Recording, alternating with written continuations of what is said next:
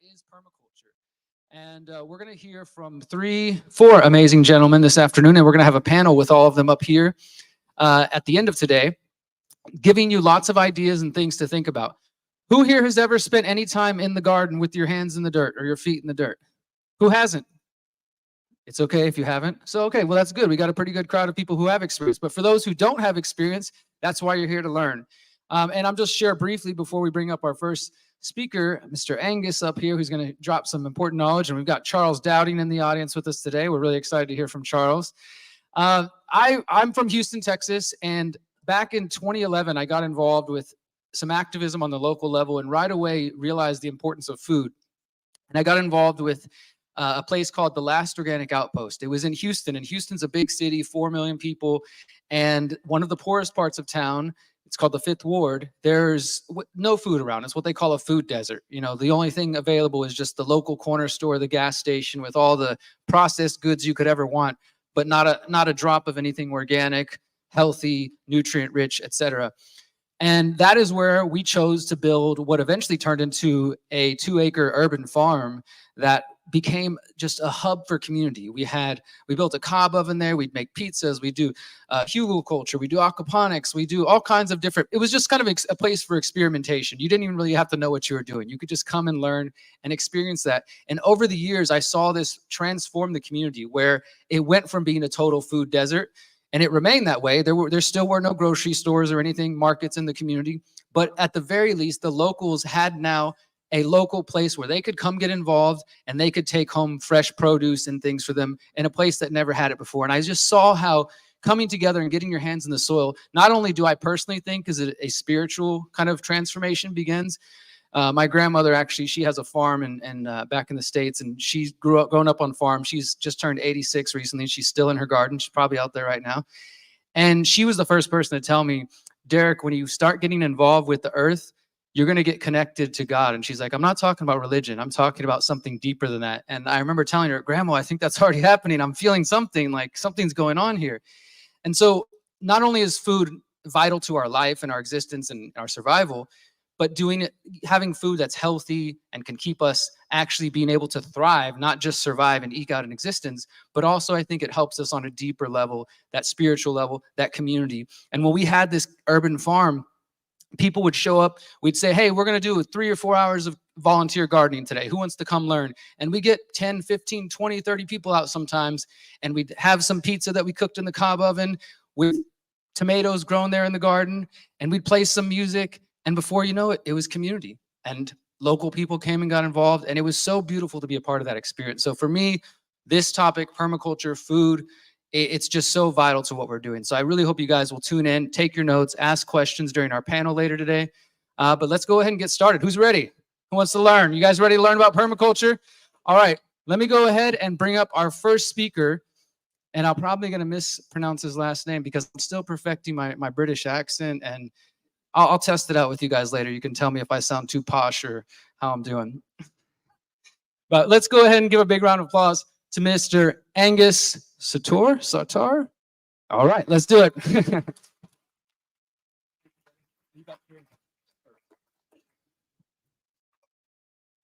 Now, I don't know about you, but I'm getting fed up of all this talk about war. We've had a war on drugs. We've had a war on terror. There's a war on COVID. And if it's not outright war, we've got conflicts going on. We've got conflicts between young people and old people, between women and men.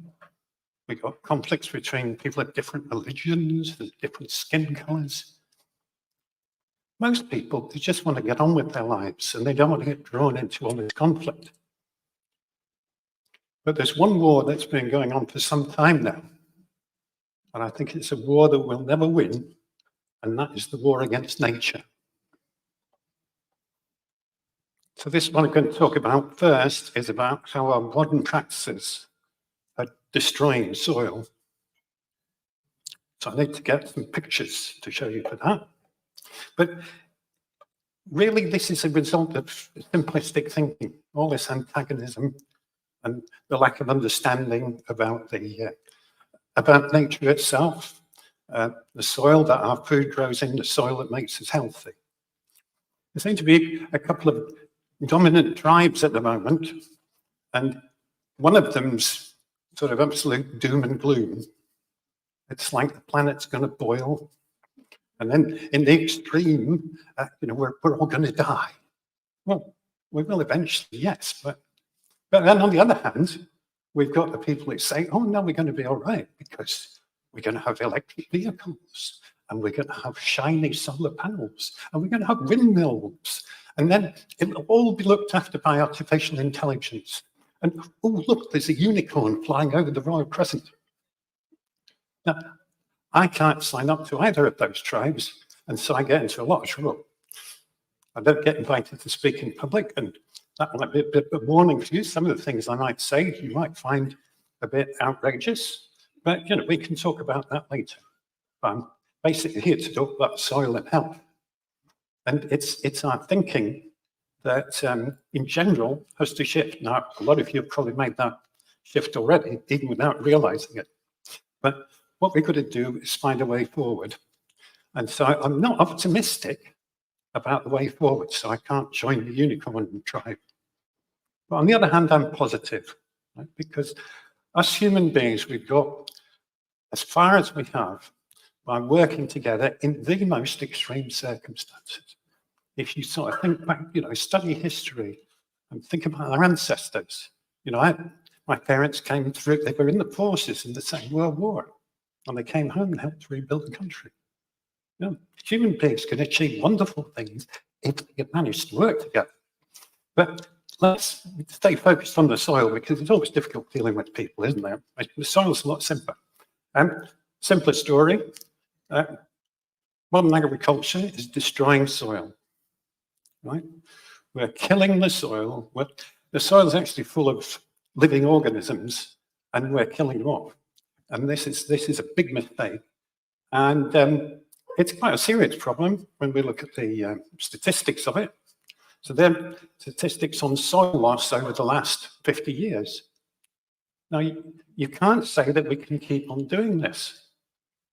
This is the effect of modern practices, which include attacking the soil with big machines and large amounts of fossil fuels.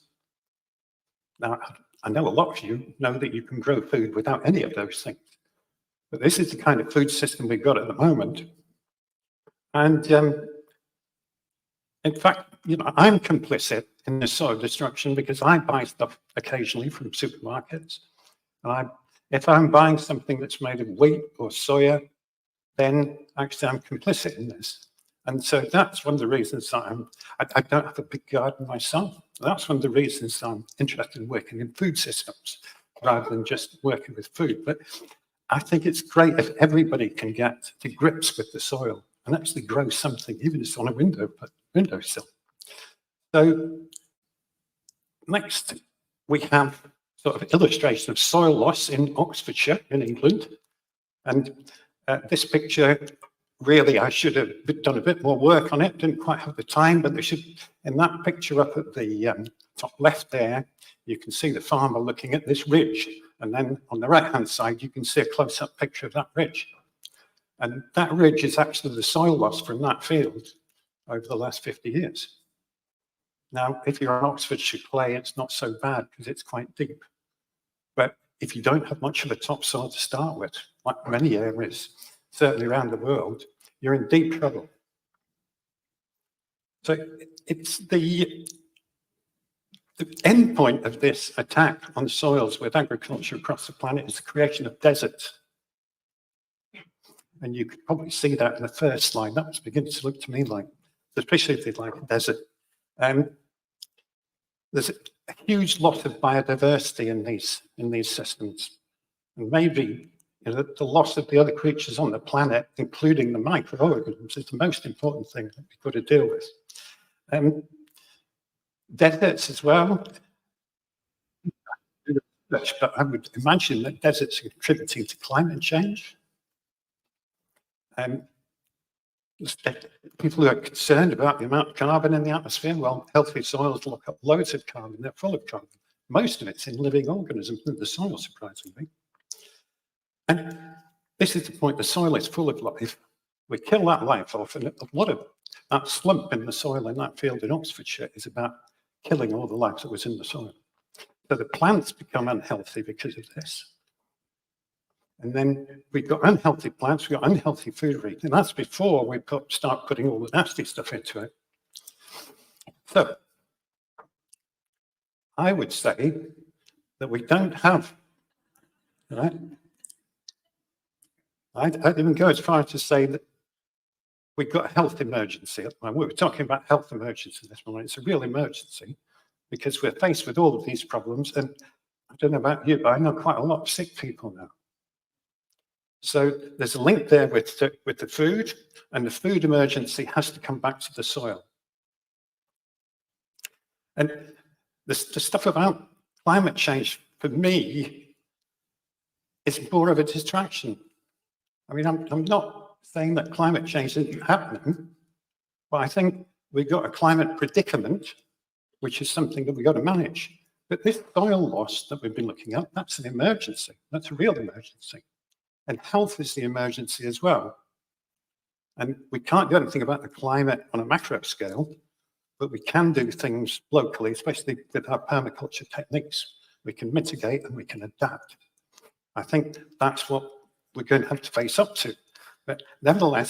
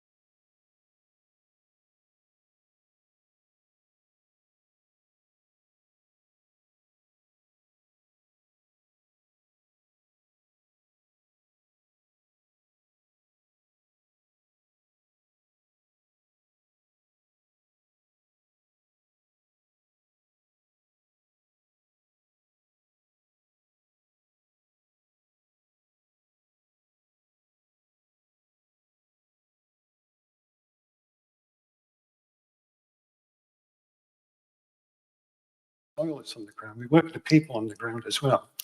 And we have to integrate people into landscape, really. So we've got these successful sites. You'll take it as read from me at the moment, but it's working. And at this point, I'd like to just recall that saying from William Gibson about the future is already here.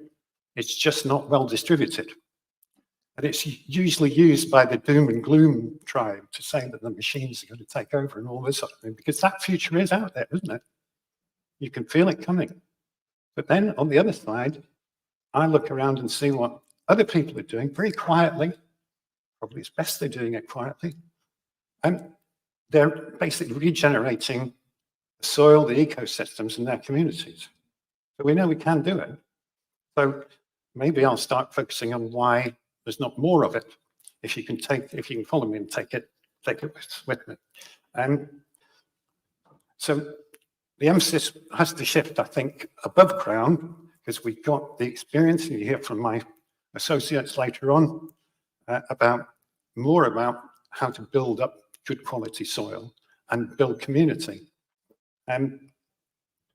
It's worth reflecting on the moment about for a moment on the other route, which is a lot of these so-called policies that are set up at the moment are really exhibiting a quite severe form of blindness.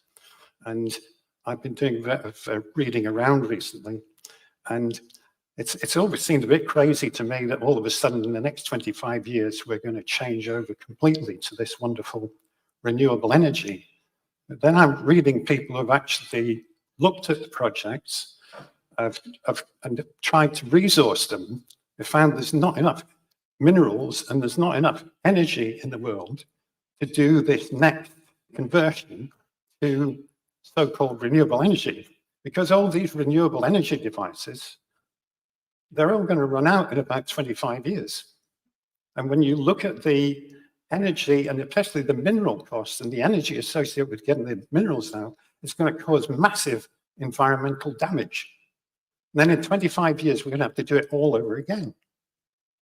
So in fact, it's been awful for me, I realized that the people putting these policies together, they're just wish lists.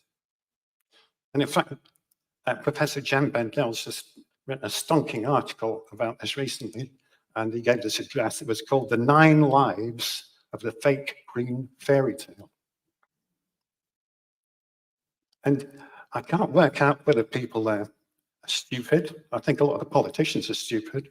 And they're not technically educated, like some of the people like Simon Misha, who runs the numbers. He works for the Geotechnical Survey in Finland. He works for the Finns. Very experienced mining engineer. He's saying, he's looking at every aspect he looks at, there's not enough minerals, there's not enough copper. Energy to get the copper out. So really these policies are techno fantasies. And then I thought a bit more about it. It looks to me like all they're trying to do is to maintain the consumer society that we've got at the moment. This is a point that Jem Bendel makes. So how do we get by with less energy? Well, for a start, we can stop putting all this energy into creating our food. There's massive energy embodied in the food that we have. And what's going to happen really, one way or the other, as the energy available on the planet tightens up, unless we've got some new magic unicorn technology coming in the next 10 years or so, the system is going to have to simplify. And we know that our systems, and it's not just permaculture, but it's the people who adopt the principles as well. We know that they don't need massive amounts of fossil fuels and massive machines to make them work. We can do it differently. And the main thing that I would say is holding us up at the moment is it's the economy. It's that people can't get enough money from doing the right things. So I'll talk a little bit about that, but my proposition is that the economic system is in fact anti-innovation. But then if we're working at a small scale, then I'm sure we can innovate. And a lot of people are working at small scale, and we can just share that stuff, which is what happens with permaculture worldwide. And we're all learning from each other. Right. So what have we got? So here we've got, we talking to Tom Collins. He's a livestock farmer in the Pennines. And he's not only producing healthy animals, he's also rebuilding soil, rebuilding the pastures, and he's hoping to introduce more trees into the property, which is always a sensible thing to do. In permaculture, trees are our friends. And I just had a good discussion with him about the problems that he's got and about how he's managing to survive. And it seems that the main reason for his survival is he got decent support from his customer community to start off with. He had a sort of ready-made network to sell into. And obviously, once these farmers can pick up their customers, then it becomes a lot easier for them. But at the moment, most farmers, big or small, they're not producing food for people. They're producing food for a market. And so the main problem for them is imports. Tom's saying in his business, there's things coming in from Eastern Europe where they've got lower animals welfare standards. And so it's cheaper. And that's encouraging the whole thing. I mean, some of those countries are probably in the EU, which I can't sort of really get my head around, but there we are. The supermarkets as well, the farmers selling to supermarkets are powerful entities, and small farmers get squeezed out of that. The subsidies, they do get subsidies from the government for doing good things, but at the moment, there's this carbon credit thing, it's incredibly complicated, and farmers have told me that they come up with words like baffling and crazy. And I've had a look at them myself, and I don't think they're really covering all the good things that the small farmers can do to make the landscape better for us. And always in the background, you've got these large entities blooming, which I'm now calling them carbon farmers, because they're waiting for small farmers to go out of business so they can grab hold of the land and plant any old trees on it and get their money from carbon credits. So the trouble is, with the larger organizations, they've got good lawyers and good business planners, and they've got deep pockets. And so these small farmers are struggling. Small growers struggle in my part of the world. There's hardly anybody making money out of growing vegetables. But on the other hand, you've got pioneers like Nick Green with an incredible farm in the Upper Calder Valley. And they make their way with this just by having lots of activity. Well, what they're doing, this is a innovative vegetable growing thing on the hillside that they've got there. And they've got extremely productive. But next big thing is that he takes out small animals like cows, rather small breeds of cow, onto the landscape, and they're actually encouraging tree growth with that. And that's an interesting thing. We're missing the fact that a lot of animals and plants have evolved together, and they support each other. And if you get in a productive environment, then the trees grow faster, and the cows are there and happy. But you can't have huge stocking rates on that, and it's not an economic thing at the moment. But they can make this pay by having people doing unpaid work. In fact, if you think about it, most small businesses start with unpaid work because there's not enough money to finance people starting them up. But then we've got my friends in the same part of the world. Here's Jenny Slaughter, who started Crop Share Project, which is basically, it's not a vegetable box system, but it's based on the same idea. They just use bags because it's easier to get in the pan. That's a bit innovative, I thought. And all these little innovations can happen when you're confronted with the problems, and you've got a bit of freedom to innovate. So with Pennine Crop Share, they did something quite intelligent, and they put themselves in the middle of the value chain to start with. So they're working up all these customers for their vegetable delivery system, and then they're looking back along the chain to the growers and the farmers. And that's what Jenny's doing at the moment with her Grow and Graze project. Interestingly, they've got an event on at Hebden Bridge Town Hall tomorrow, and it's called Save Our Soils. And it's probably going to be exactly along the lines of what we're talking about this afternoon. So there's, again, that needs a lot of unpaid work. Yeah, part of it. That seems to be that money is part of the problem. Economics is part of the problem. And actually for us at the moment, the availability of minerals and fossil fuels is not such a problem. And so somehow it's the real things in life aren't that important to us, as long as we can build up the soil, because that's our capital. Whereas the conceptual sort of away with the fairies ideas like economics and everything seem to be ruling everything we do. All seems a bit back to front, doesn't it? Before you think I'm completely regressive and going backwards and reactionary and everything, I've been involved in innovative food projects. Indoor growing, so this is actually growing in water. It's more difficult than growing in soil, but nevertheless, there's some really interesting systems there. Derek was alluding to a few of them early on, and the sort of community basis is an ideal place to experiment with this. Because the big growers just go at it at scale, and then it becomes, you know, we can't reach it and we can't do the innovation we want.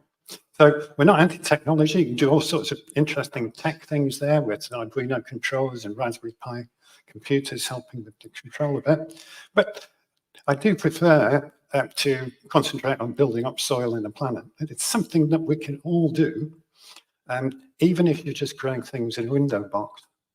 So I'd encourage everybody to have a go at growing food. Just have a go at growing a few plants. Well, grow some flowers. Doesn't matter.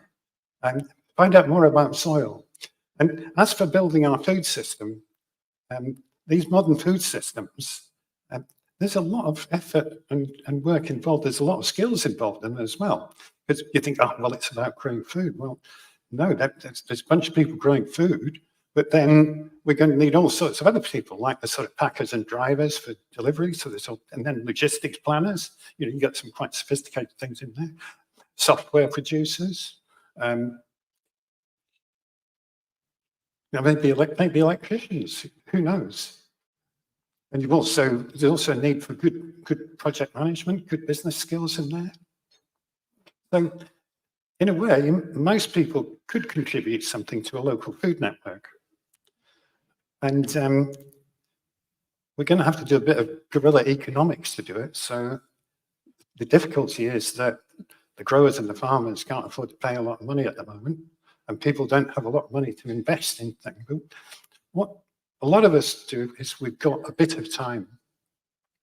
And I do a bit of this. I give a few hours a week to projects that aren't earning any money. I often give several hours a week actually thinking about it.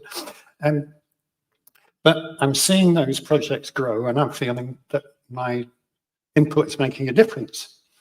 And so if you don't have any land and you can't grow food, you could at least consider helping somebody near you who is actually producing food. It might be helping them along the chain of getting stuff onto people's plates. You could include cookery in all of that, couldn't you? Retail. Loads of skills involved. So I think most of us could contribute something to that. But these pioneers who are running these projects, they're busy. They often don't have time to go looking for the people.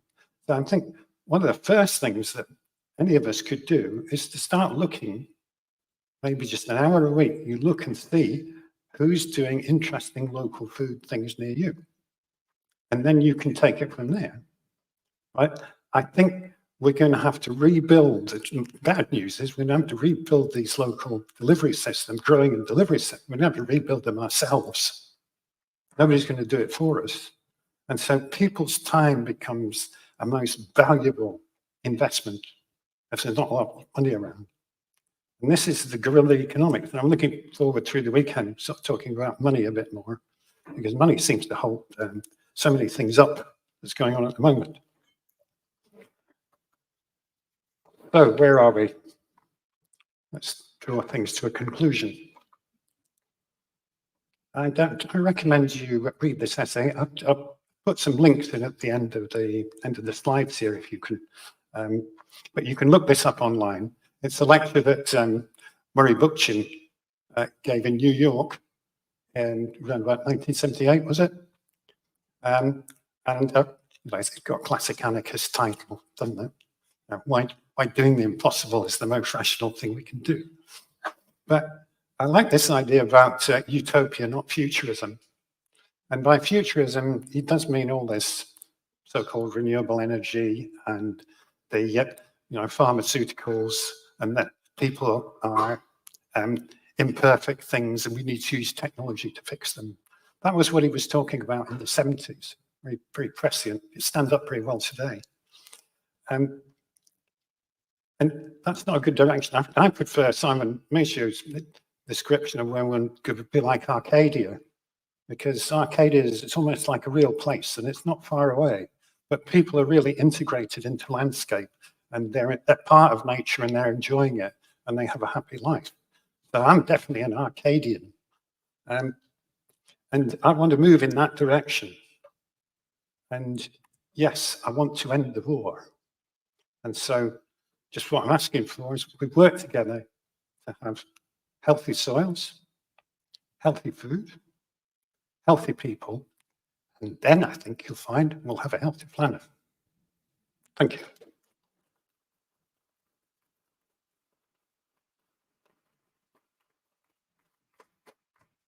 Thank you, Angus. That's incredible. You can see the Steve there. Thank you.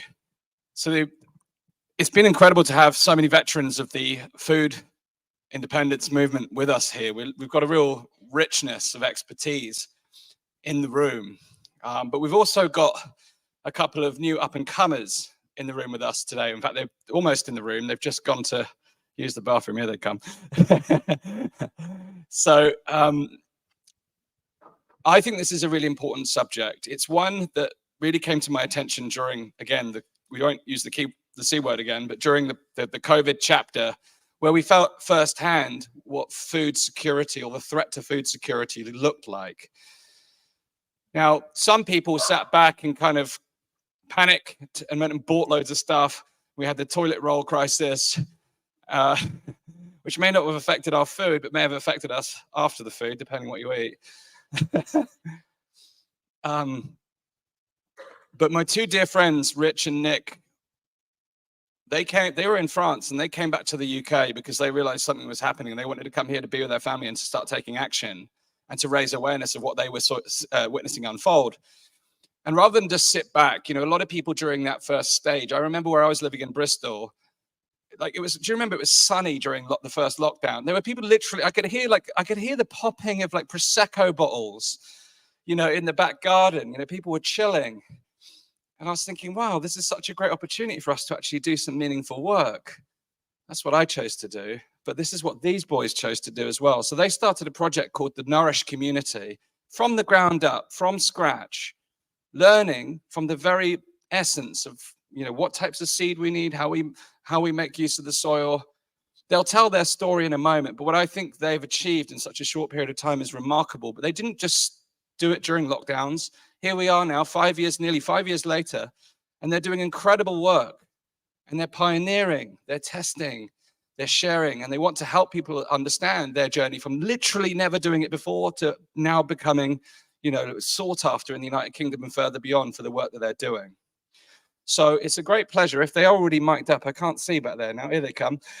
They've become dear friends of mine. They live just outside of Bournemouth. We go cold water swimming every Friday morning together. They've become very close friends of mine, and I'm honored that they're here. So please welcome Rich and Nick Stone to the People's Reset stage. Hey, Dan. All right. Awesome. Thanks, man. It was awesome. Yeah. Yeah, that's good. Yeah, cool. Thanks, man. Are we on? Are we good? Can you hear us? Why can't you hear me? Can you hear me? Yep. Oh, wow, that's mad. Hey, good afternoon. How are we all? Yeah, welcome. God, that light is really bright. Yeah, you can see us, but we can't see you. Yeah. So yeah, welcome. You having a good day so far? Yeah. Oh, it's so nice to be here. Really, really cool. I know when Dan sort of invited us to come along, it was going to be such a sort of privilege and an honor, and sort of spread our message, our word, and hopefully sort of break down a few barriers and encourage people. Sorry, Dan. To sort of be more open to growing food, and it doesn't have to be such a like overwhelming thing. Because yeah, like Dan sort of said, it was 2020 when our sort of journey really started with food growing, and it was yeah, it's been quite a process. It has, but I just want to say also, it's an absolute privilege and such fun for Nick and I to be chatting with such a like an aware and awake audience today. And just want to say one thing is we have a like more of an interactive Q&A workshop later on. So we're going to really today just share our kind of story of how Nourish It, we kind of got started, and then in the workshop later on we'll be able to like engage more with you guys and really dive into the nuts and bolts of how we started the food project and kind of like where we see ourselves kind of moving forward. But with that being said, I think I'd like to start by saying that for almost a decade now, Nick and I have been kind of on this journey of just questioning things, as we started to grow up. And we traveled a bit, we went skiing, we went to India, we did yoga. I mean, you've really got into your breath work and everything, but we found ourselves more and more questioning things. And I don't know, we just, there was quite a few years where we felt incredibly overwhelmed, if I'm honest, with just everything going on in the world. But before that, we completely, I had this belief that when I grow up and get older, I'm going to win the lottery, make tons of money, give it to some of these charities, and they're going to find a cure for these diseases. And Well, like Bill Gates. Exactly. Hey. Don't get me started on him. We can make jokes like that, can't we? Yeah? No filters? No filters? Okay. I think my mic's slipping a little bit. You good? My Britney Spears mic is slipping. Are we good? Yeah. My head? Right. Yeah, so, but it wasn't until about a decade ago is when we started to go, well, hang on a minute. I thought this and that, and well, hang on a minute, the drug companies, and well, hang on a minute, that person owns that company, and that's connected to that, and well, why are we getting more ill, and how come this doesn't work, and wait a minute, why am I taking a magic pill for that? But that's just drug management, not drug cure, and cure is this. And so it kind of took us on this absolute journey of, yeah, a lot of it was overwhelm. And it was quite frustrating because we were in a group of friends at the time where, we were very much still kind of going out, having fun, partying a little bit too hard, if I'm honest. But yeah, this cooling inside of us really started to go, hey, man, that's just, what's going on here? But so it took us on this journey, like I said. And do you want to continue about? I'm just clearing my throat. Okay.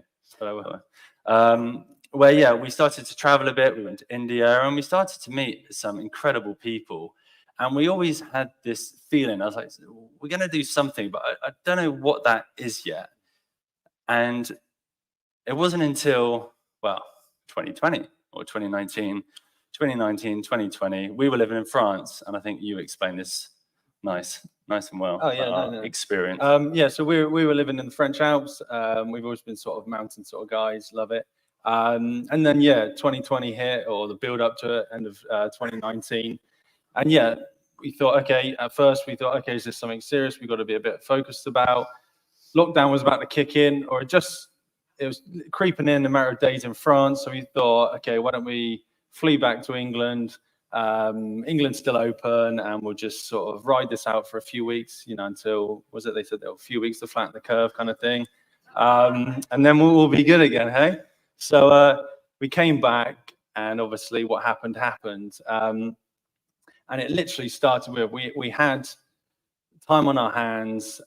We were very fortunate, and we don't forget this, that we had the space at our mum's, at the family home. There's a decent amount of land, around a couple of acres, and there were some polytunnels that my dad was growing a few years ago. And we just felt right to start growing. It was going to be a few bits and pieces. At this point, we were still going to be going back to France, weren't we? Yeah, we were still renting our place out in France, and yeah. But we just thought, if we ever think this doesn't make sense, we're supposed to be going back, but hey. So we just started growing a few things, and it was literally, okay, a bit of common sense. You need some sunlight, you need some water, hopefully some good soil health. You can germinate a seed and you can grow a plant, but it was kind of like, we joke around, we were literally standing in the garden with packet seeds and YouTube with Charles Dowden on. Yeah. Yeah. And like, right, so this is how you plant a seed. This is not quite that, but you get the sort of gist.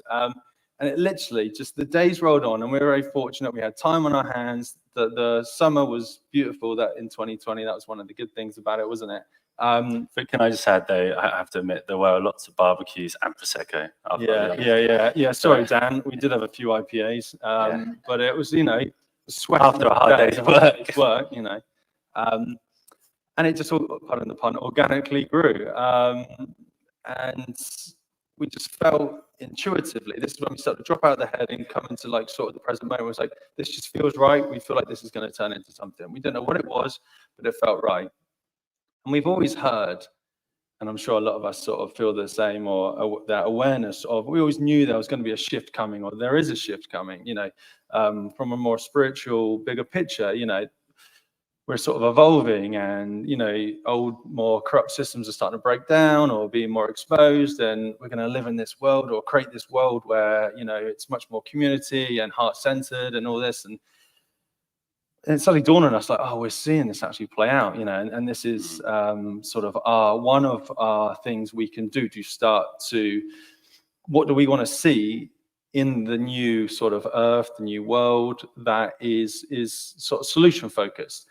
And we went from spending about a year of being sort of us against the system, attacking sort of, we're loving the London marches and, quite sort of, we're passionate. We were pretty vocal online, weren't we? Yeah. And it created a bit of friction between some of our friends and family. So 2020 was kind of like, we were like, screw you, kind of like, you can't tell us what to do, all that kind of stuff. And I still have a little bit of that fire in me, but I try and manage it a lot better. I do. We do a bit of breath work and yoga, and we should walk back. Thanks to Nick. But it was 2021 really when we were like, right, we got to switch gears here. We got to become more solution focused. We got to, come on, we're like, deep down, we're like optimistic guys. And I think at the time, I also 2017, 2018, 2019, I started to discover more about like blockchain technology and stuff. And I was learning about the scam financial system. Before every financial collapse, you see like hyperinflation, food shortages. And I was like, oh, it's like, when is this time coming? And then when all the COVID stuff kicked off, initially, a couple of weeks in, we were like, wow, this doesn't make sense. And then I was like, oh, this is genius. This is evil genius, how they're organizing this. I was like, oh my God, the penny just dropped. And I was like, it's like I could see the dots had just connected. And then fast forward to today is like, oh my God, so many of those dots have now connected. But I kind of went off on a tangent there. But like, so yeah, we went from pretty fired up people to like, okay, cool, let's do something about this because we all got to eat. And getting involved in food growing, and full disclosure, we don't really have, we grew a few plants as kids, we have no real experience. We just sessioned YouTube during lockdown, stumbled across Charles Dowden, and that really, I reckon we brought his ratings up, Yeah. How many times? You're welcome, Charles. But yeah, so what I'm trying to say here is we've been amazing at procrastinating at a number of things in our lives. However, when it came to food growing, there was such a burning desire and passion in there. We were like, let's just do it and just see what happens. Guys, come on, we've come this far in life.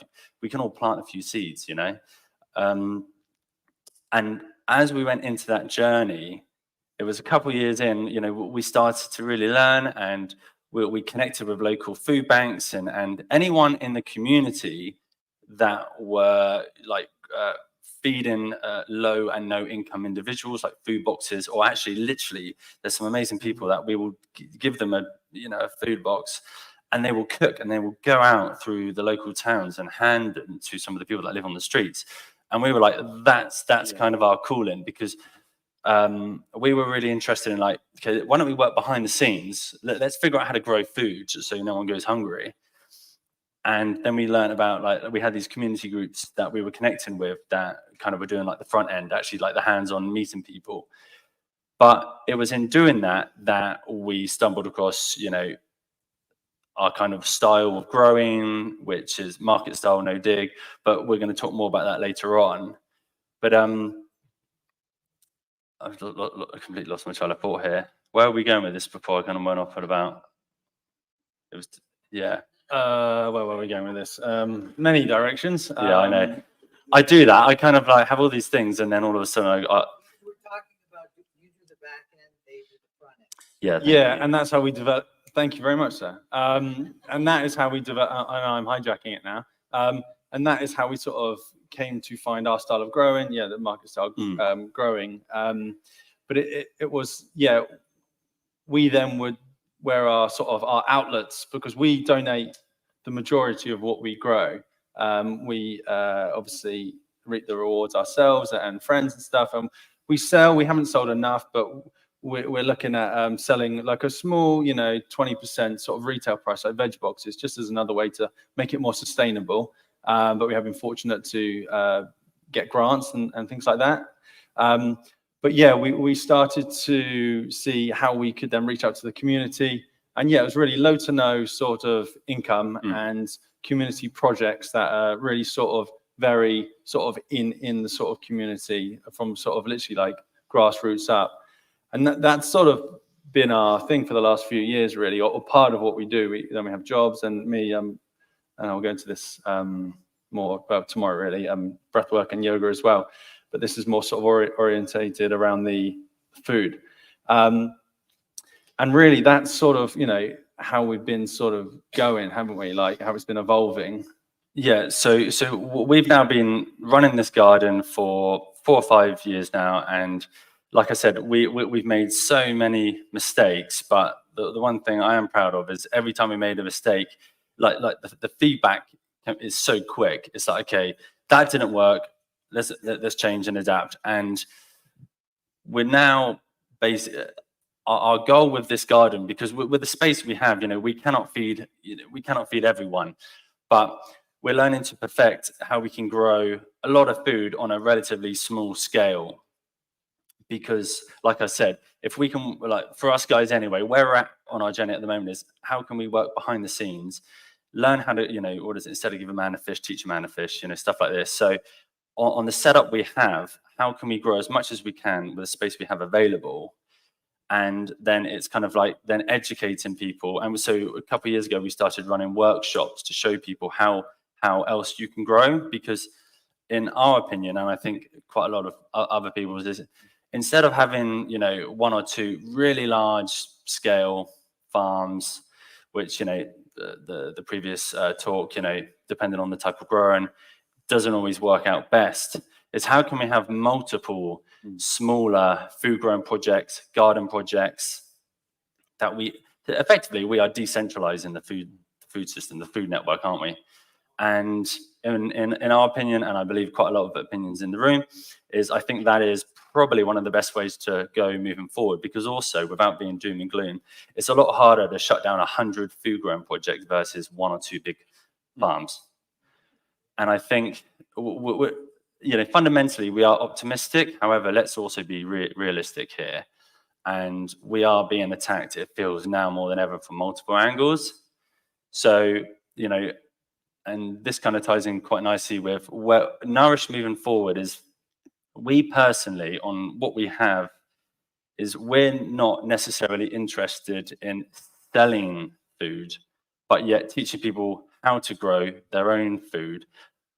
But then also, how can we, because we talk about technology now, artificial intelligence, blockchain, there really is, or I should say technology, I see it as beauty and the beast. There is good and bad in quite a lot of things. So how can we understand, and this is really my passion with understanding blockchain and moving forward, is how can we, have our hands in the soil growing food to support our loved ones, but then how can we benefit from innovations in technology to keep us all connected, so that we can keep doing commerce, so that we can keep in touch and distribute food as ethically and honest and as even as possible. Because how I see it is, we are moving into a world of AI centralization, but we really have to work on decentralization, but understanding the technology and how there can be a synergy between nature and technology.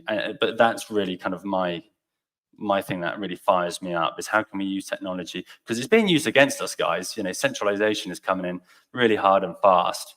So the more we can become educated and empowered, and you know, well, one of my happiest, for me anyway, this isn't everyone's cup of tea, but one of my happiest moments is when I'm in the garden barefoot working on the plants, and I have my headphones in and I'm listening to how we can, you know, use decentralization, blockchain, and all these new innovations in technology to survive and thrive, you know, because fundamentally I think that's the way a big part of the world is going.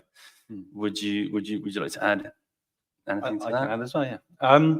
So out of interest, sort of show of hands, how many growers have we got here? How many food growers, be it on a windowsill or be it garden allotment? Oh wow, loads. Way, get in. Yeah. Right. And then how many started growing in lockdown? Because that seems to be quite a so still quite a lot that were growing before. So yeah, I mean there was many good and bad things that I think we could all maybe agree, or hopefully that came out of the sort of the C word, the COVID era. And one of them was the weather. It was very nice then. But I felt like it was a trigger. It sort of lit a slight, gentle fire up under our backsides. How can we start to take action? So yeah, one of the things we started doing was a few summers in, we started running workshops, some online, but we'd do some in person in the garden for a few hours, wasn't it? And it was beautiful. It was really nice. We really got to connect more with sort of local people and just build more of a network. And like we sort of explained earlier, we sort of gravitated towards no dig. So I'm sure there's probably a few people again that have heard about no dig, and a few of the people speaking today. Because one of the things that was coming up again and again was, okay, hey guys, really cool what you're doing, awesome, keep it up. But I live in a flat. I haven't got the physical space. And I think it was something Angus said earlier as well, is getting more into food systems, because let's also be realistic as well. Hey, it's great what we can do, but how can we sort of make this more sustainable, and be more solution focused? If a chunk of us are living in apartments, we've got no actual growing space outside, what can we do inside? So that what sort of gave birth to one of our workshops was how to grow a lot of food in a small space. And although we've got a bigger space, the principles we would use in that can be then used in any given space. Again, we'll go more into this in the workshop, but this was just a real sort of beautiful way of, okay, now how we can become more solution focused. And one of the biggest things, and one of our sort of favorite principles of growing, is multi-sowing. Again, show of hands, how many people heard about multi-sowing? Yeah, so a few. So multi-sowing, I think, is going to become more and more a thing of the future. Not everything can be multi-sown, but like simply put, say like bulb onions, for example, or beetroots. We do a lot of bulb onions and beetroots. Instead of literally a packet would say, you plant one bulb onion and then you've got, I don't know, like 4 inches, or we stopped looking at these packets now, but like every 4 to 6 inches, you'll then plant another one, and you make this sort of grid system. But you end up growing, X amount in a given space, where something multi-sowing, for those of you who don't know, you would grow sort of a cluster and different plants at different sort of quantities. You can grow anything from, say, onions, what we can do, 5, 6, 7 onions in a plug. And then then we'll plant them out when they're so big. As they sort of grow and sort of increase in size, you can then start to thin them out. So what you'll do, you'll get an earlier crop. So that you can then call it like a sort of spring onion. Even though it is a bulb onion, it's you're harvesting it sooner. And then that creates more space to then allow these to swell up into a full bulb. And this was a way we've been able to apply this to other types of plants as well, to grow a lot more food, to donate a lot more food, and just to keep that sort of flow of production. Because I know we've had this, and we still do get this as well. We can be growing, and then there'll be nothing, and then suddenly you'll get like tons of one thing. It's like, I can't eat all these cucumbers. Like, or, you know, luckily for us, we can just, you know, offload loads to the projects and everything like that. But again, if we can understand these sort of principles and they don't have to be so hard to sort of learn, this is again another sort of barrier for people. And this is, I think, it's going to allow people to understand. Okay, cool. That's one principle. I can actually now grow a given amount of food in a smaller space and have more of a sustained, you know, productivity. Would you agree? Hopefully. So there's sort of many principles, and we're not here to sort of just teach all these different things. I guess this is part teach, part sort of our journey. Again, we'll be going to that in the workshop we've got later on sometime, haven't we? Yeah. But yeah, this is just sort of one of the many sort of ways we've sort of incorporated this style into what we're doing for our productivity. Yeah, absolutely. And then one thing I wanted to touch on is community. And, you know, I've been hearing the word community for years, and to be honest, it never resonated with me. You know, it kind of went over my head. I was like, yeah, community, whatever. Da, da, da. It wasn't until this whole experience from 2020 where all of a sudden I was like, oh yeah, like, who is in the community? Like what is what you call community? And I tell you, for me anyway, it's been one of the best things ever, because I didn't realize how kind of uptight and stressed I was getting even before the whole 2020 kickoff thing. But it wasn't until I started to grow, I learned to grow food, definitely reconnecting with nature and our food. It kind of made me look at things slightly differently. And through connecting with people in our community and friends online, and that was one of the big things, is yes, we have friends in the community where we donate and stuff like that, and we now have volunteers, amazing. But the online connection is, you know, we now chat with people. You know, we're here. We started a WhatsApp group with, I think, about 4 or 5 of us, and it evolved to this Facebook group with almost 500 people now. And I love it. We share photos of like, look, you know, look at the harvest, or I'm struggling with this, or, you know, and all of a sudden, by connecting with people all around the world, and even just your friends and family, 10 minutes, it's very cool. It really helps, like, completely remove any potential anxiety, overwhelm, because so many other people are having the same thought processes as you, the same experiences, you know, the same, you know, situations that, that didn't work for me. Well, don't worry, because we're all in the same camp here. And I think I really want to just really home in on that, is that community, in my opinion, now, I've done a full like 180 on it. It's everything, because that in-person connection, but also if you can't be in person, even talking to people online, it's something I look forward doing like every day. And I think it's been a real big driving force behind our project Nourish Community. And, you know, I just can't emphasize that enough, that literally just by connecting with people. And so I think what I want to say is, I really want people, like, if you have any questions, obviously we've got our workshop later on, but you can connect with us online, because, you know, we will always do our best to get back to you as, you know, as soon as possible, because real food, and, you know, don't even get me started on the war on food, because, you know, you've got real food, fake food, and like whatever narrative they want to pump behind why we should be eating certain foods, you know, whatever. But it always, you know, whatever label we want to give it, or agenda, it's like, it always comes down to like real food, reconnecting with Mother Nature, because usually when you leave Mother Nature to do its thing, Mother Nature always tends to have the answer. It's when us guys, well, maybe not, let's say us guys, but like man, certain percentage of man, human, try and play God, that's when we start to see things go a little bit crazy.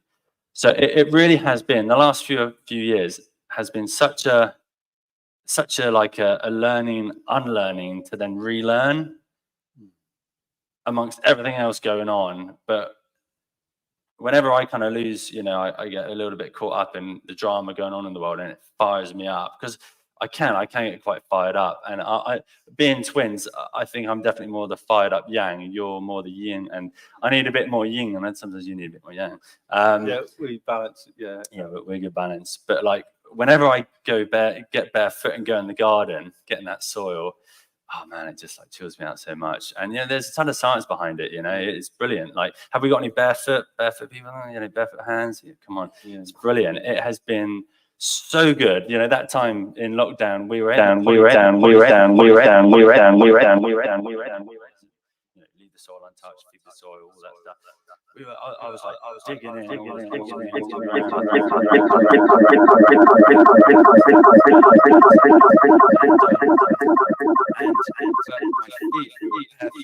And I remember I was in the corner of the polytunnel, and I just felt immense I don't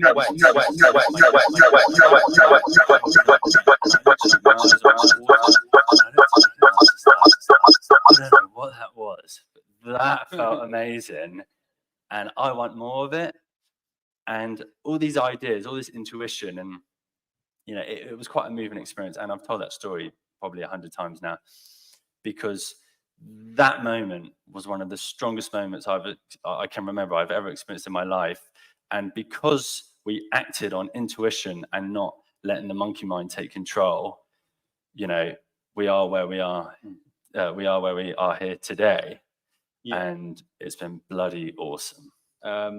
And yeah, just to sort of add to that on the sort of the sort of mindfulness, mental health side of things, for us as well as people, we have, I don't like to use the word volunteers, even though they are volunteering their time, but they've become such friends, like an extended family.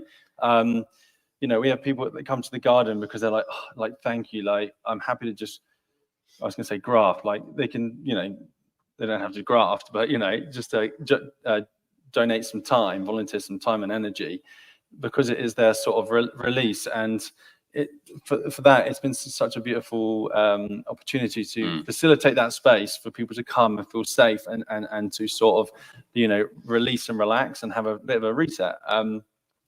Because just to sort of touch on what we did earlier, part of what, we both trained in India yoga training. I sort of went more down that route and then went into breath work.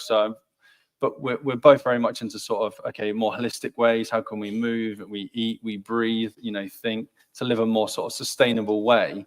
And it's just been such a beautiful component to add in what we do and what we offer. And that sort of almost brings us up to sort of more present as well with how can we help people in multiple angles, other aspects in their life, more lifestyle sort of areas, so to speak. And we're sort of now bringing together, we've just done 2 weeks ago, we did what we call the end of summer banquet, where we have, like it's in the sort of name, like a huge cook up, some guest chefs. Last year's chef is right here, Sarah Nourish, with 2 eyes. Amazing food, and just bringing the communities together. We had Charles Dowden very kindly come and be involved as well, and Dan. And it's just been such an amazing way to bring people together and hear stories and get inspired. So we're doing more events and bringing in other components, because it is how we can move. So with the yoga and the breath work and the food, sort of, how can we sort of wrap that now together? Sort of, this is our sort of process now to really help facilitate people, because in a world that, there's a lot of good going on, there's a lot of not so good going on. What can we use? What can we implement to sort of hit the reset button, hit the refresh button, and sort of cope in this modern world and with some of the interesting things that the Triggers. World produces and sends our way. So really that sort of brings us sort of up to sort of present. I know we only really got a few more minutes left, probably. Have we got any questions at all in the last few minutes? Or I see a hand over there. How you doing?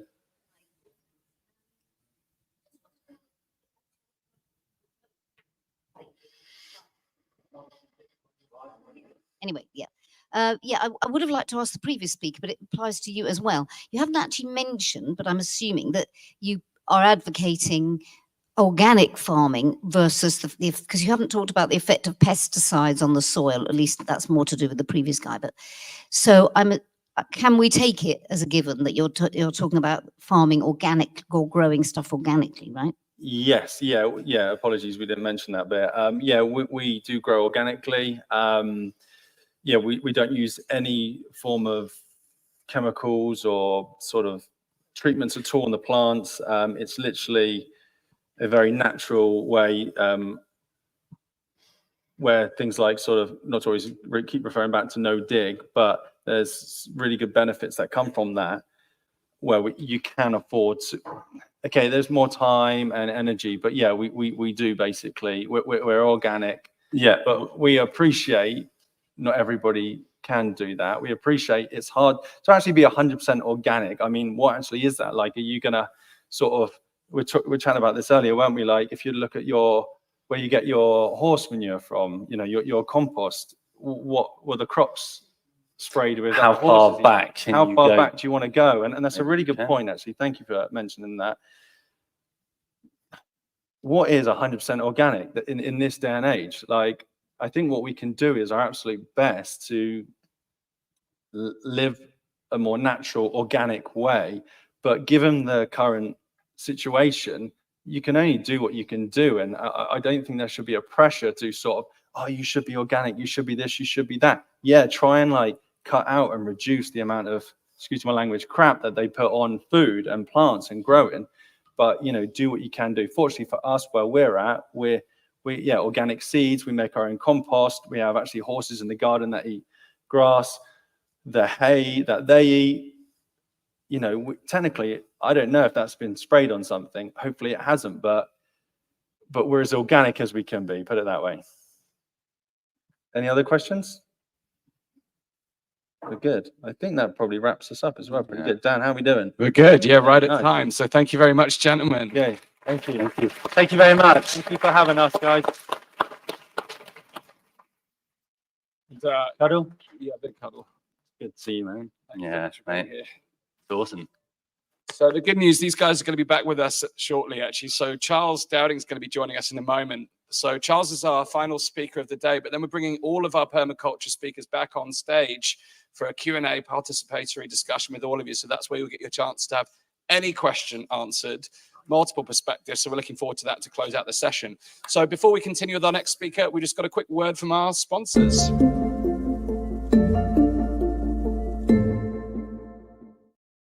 The People's Reset is proud to partner with Expat Money, a world-renowned consulting firm dedicated to helping freedom-oriented individuals like you create a solid backup plan in offshore jurisdictions. Expat Money's global team of researchers, policy experts, and lawyers can assist with your personal strategy for living abroad, obtaining second passports and residencies, securing real estate, and mitigating tax obligations.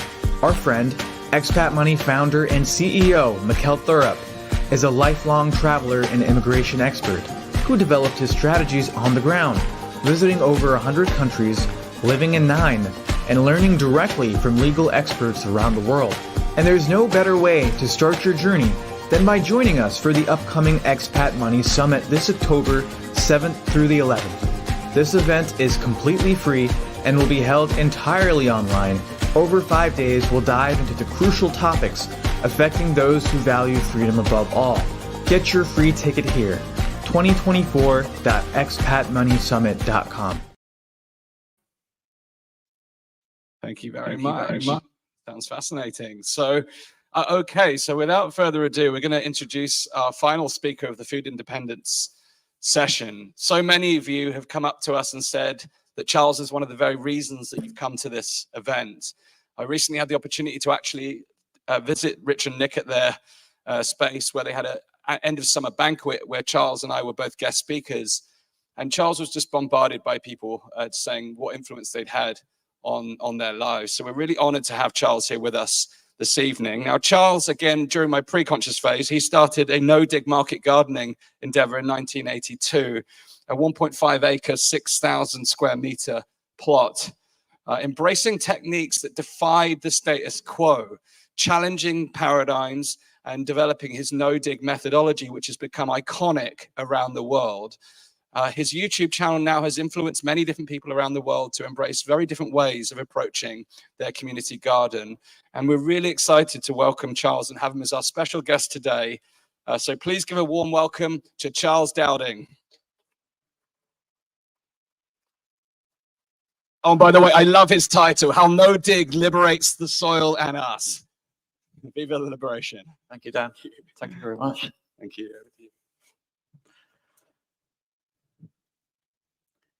For me, one of the best things about lockdown time was meeting people like you guys, because I'd done a lot of garden teaching before that, and most of the people who come to my day courses and classes would be younger than me now. I'm in their 50s and 60s. I'm 65, in case you're wondering.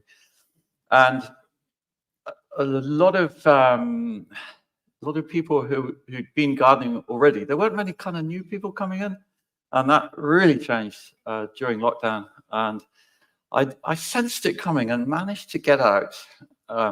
We were filming after lockdown, actually. I think maybe just before. It was March the 18th, I think. We actually filmed this video about how to start a no-dig garden. And I just thought, I just really want to communicate it. For me, it's always felt a beautiful method, but it's been ultra ignored by the horticultural establishment.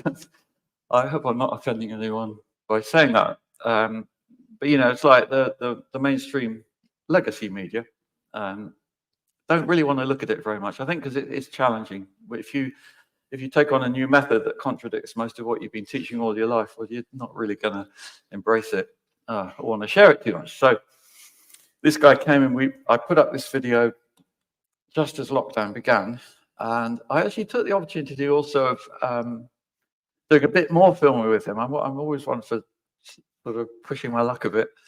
And he came and filmed on April the 1st. And by some funny coincidence, a photographer from the Daily Telegraph had arranged to come down on that day as well. I wasn't taking lockdown seriously at this time.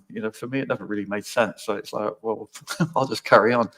And luckily in my profession, I was allowed to do that. I was an essential worker. And so we had the Telegraph reporter there. We had the videographer. Happened to have a guy helping in the garden as well. So that meant 3 cars on the drive, and then there was a 4th of someone packing some books that we were selling in the conservatory. As unbeknownst to me, someone in the village reported me for breaking lockdown rules, and we just finished filming. I could not believe what I was seeing. There were 2 very burly-looking policemen in my garden, and that was quite a shock. That sort of set the heart racing, and that's when I started to realize there's something big going on here. And then I looked at my YouTube the same evening, and I could not believe how many people were watching this video. This was phenomenal. In the first day, 60,000. I would normally get quite big numbers, like 25,000 maybe, but that's 35,000 new people in one day. And that carried on growing and growing. That video has now had something like 6 million views, and I still answer questions about it regularly. So no diggers really come in, but I would say it's still pretty small percentage. And if you're not careful, you kind of live in an echo chamber of people who resonate with your ideas and beliefs, and you think, right, this is going really well. Everyone's getting it. And then you look around actually, and there's a lot of people who don't. And every so often I'll get someone come on YouTube, just calling me all sorts of names, and this is a load of nonsense. Or they'll just say, I don't believe you. You're using loads of chemicals, aren't you? And it's like, yeah, okay. I'll never get into an argument with people, because online I find you can't win arguments. It just escalates. So I'll just say something nice in return. And then a common question I get asked on YouTube is, so what fertilizers are you using? It's like, I never mention them because I just don't. For me, it's just not part of my lexicon. And yet that's when I realized for most people, it really is. And they're switched into that whole paradigm that they've been sold about how you're supposed to grow food. And, one can take this a long way. And that's why I've made the title of my talk, How It Can Liberate Us, when you really start to think about these things and why people are asking these questions. A good place to start with that is health and disease. I don't know how often you think of those 2 words and how strongly they resonate with you and which one is the stronger one. But we have in the UK a National Health Service, which is actually really a national disease service. And it often goes, what I've noticed is that words often get flipped around. And it's a very subtle way of propagandizing people and making them not realize what's really going on. So they kind of want you to get disease, and they'll offer then solutions. And it's the same in farming. So in farming, at least when I started, and for most farmers still now, sadly, because they're knackering the soil, they're macerating the soil with fertilizers, pesticides, things that kill the microbes, and cultivating, they get problems. And so then they need solutions. And those two words, the solution word is not the healthy one. So that's where Big Pharma steps in. It's all, you know, I don't want to go too much into criticizing what's going on, but it's more to illustrate the paradigm and how did we get here. So if we go back to health and disease, because it's empowering when you actually understand, you know, what is really going on behind the scenes. And so health is a positive state. And it was Eve Parker was one of the first people that I actually read saying that. She founded the Soil Association, and she was a real round peg in a square hole because she'd grown up in a family that was running the UK, basically, and therefore running the world at the time, the British Empire. In fact, it was her grandfather who made the Palestine Declaration, promising Palestine to, you know, to be a Jewish nation there, causing all the problems, or so many of them. So that was her background. But one little story about her is that she was on the lawn at the family home, and this pheasant sort of landed at her feet, dead. It's like someone had just shot it. There was a shoot going on. She became a vegetarian at that moment, age 15. So we're talking about like in 1913. She was born in 1898. Anyway, she ended up founding the Soil Association in 1946. And just before that, she'd written a book called The Living Soil, which didn't really meet the acclaim it probably should have. And it's actually not a bad read even now. You know, there's kind of old-fashioned speaking there a bit. It's really, she speaks from the heart and clearly felt it very strongly and didn't have access to the resources we have now. Also, there was a paper shortage when it came out during the war. They couldn't get enough paper to print as many copies as they wanted, but she started to get letters from like all over Europe, you know, actual letters. That's the only way they could communicate. And she realized there was a need for more of this kind of knowledge. And one of the things she said around the publication time of this book was that health is a positive state, and health can be as infectious as disease. And that's a really empowering statement to hang on to. And we need, that's exactly what we need. We need words that we redefine, and then we can see things differently around us. And like, it goes back also to Louis Pasteur. I don't know how many of you are familiar with the, you know, you will be unconsciously, but it was him who created the germ theory. This is related to no dig, by the way, in case any of you are wondering. I'm not showing a slideshow because I feel that can disconnect you from the audience, and I want to really connect with you and give you these understandings, these reasons why I'm no dig and why I garden like I do and grow like I do and talk like I do, because I feel that for you actually will be more empowering. There's loads of resources about how I do it online, as some of you commented, and Dan said we could do an online seminar for members of this audience. If you wanted to join that, we'll let you know details about that when I can show my slideshow and answer questions. But going back to Pasteur, so he created the germ theory, and he had a big rival at the time in science, the French biology, late 19th century, called Antoine Deschamps, who's had the alternative theory. Pasteur's germ theory said that the body is an isolated organism that needs to defend itself against invading germs, bacteria, viruses, and so on.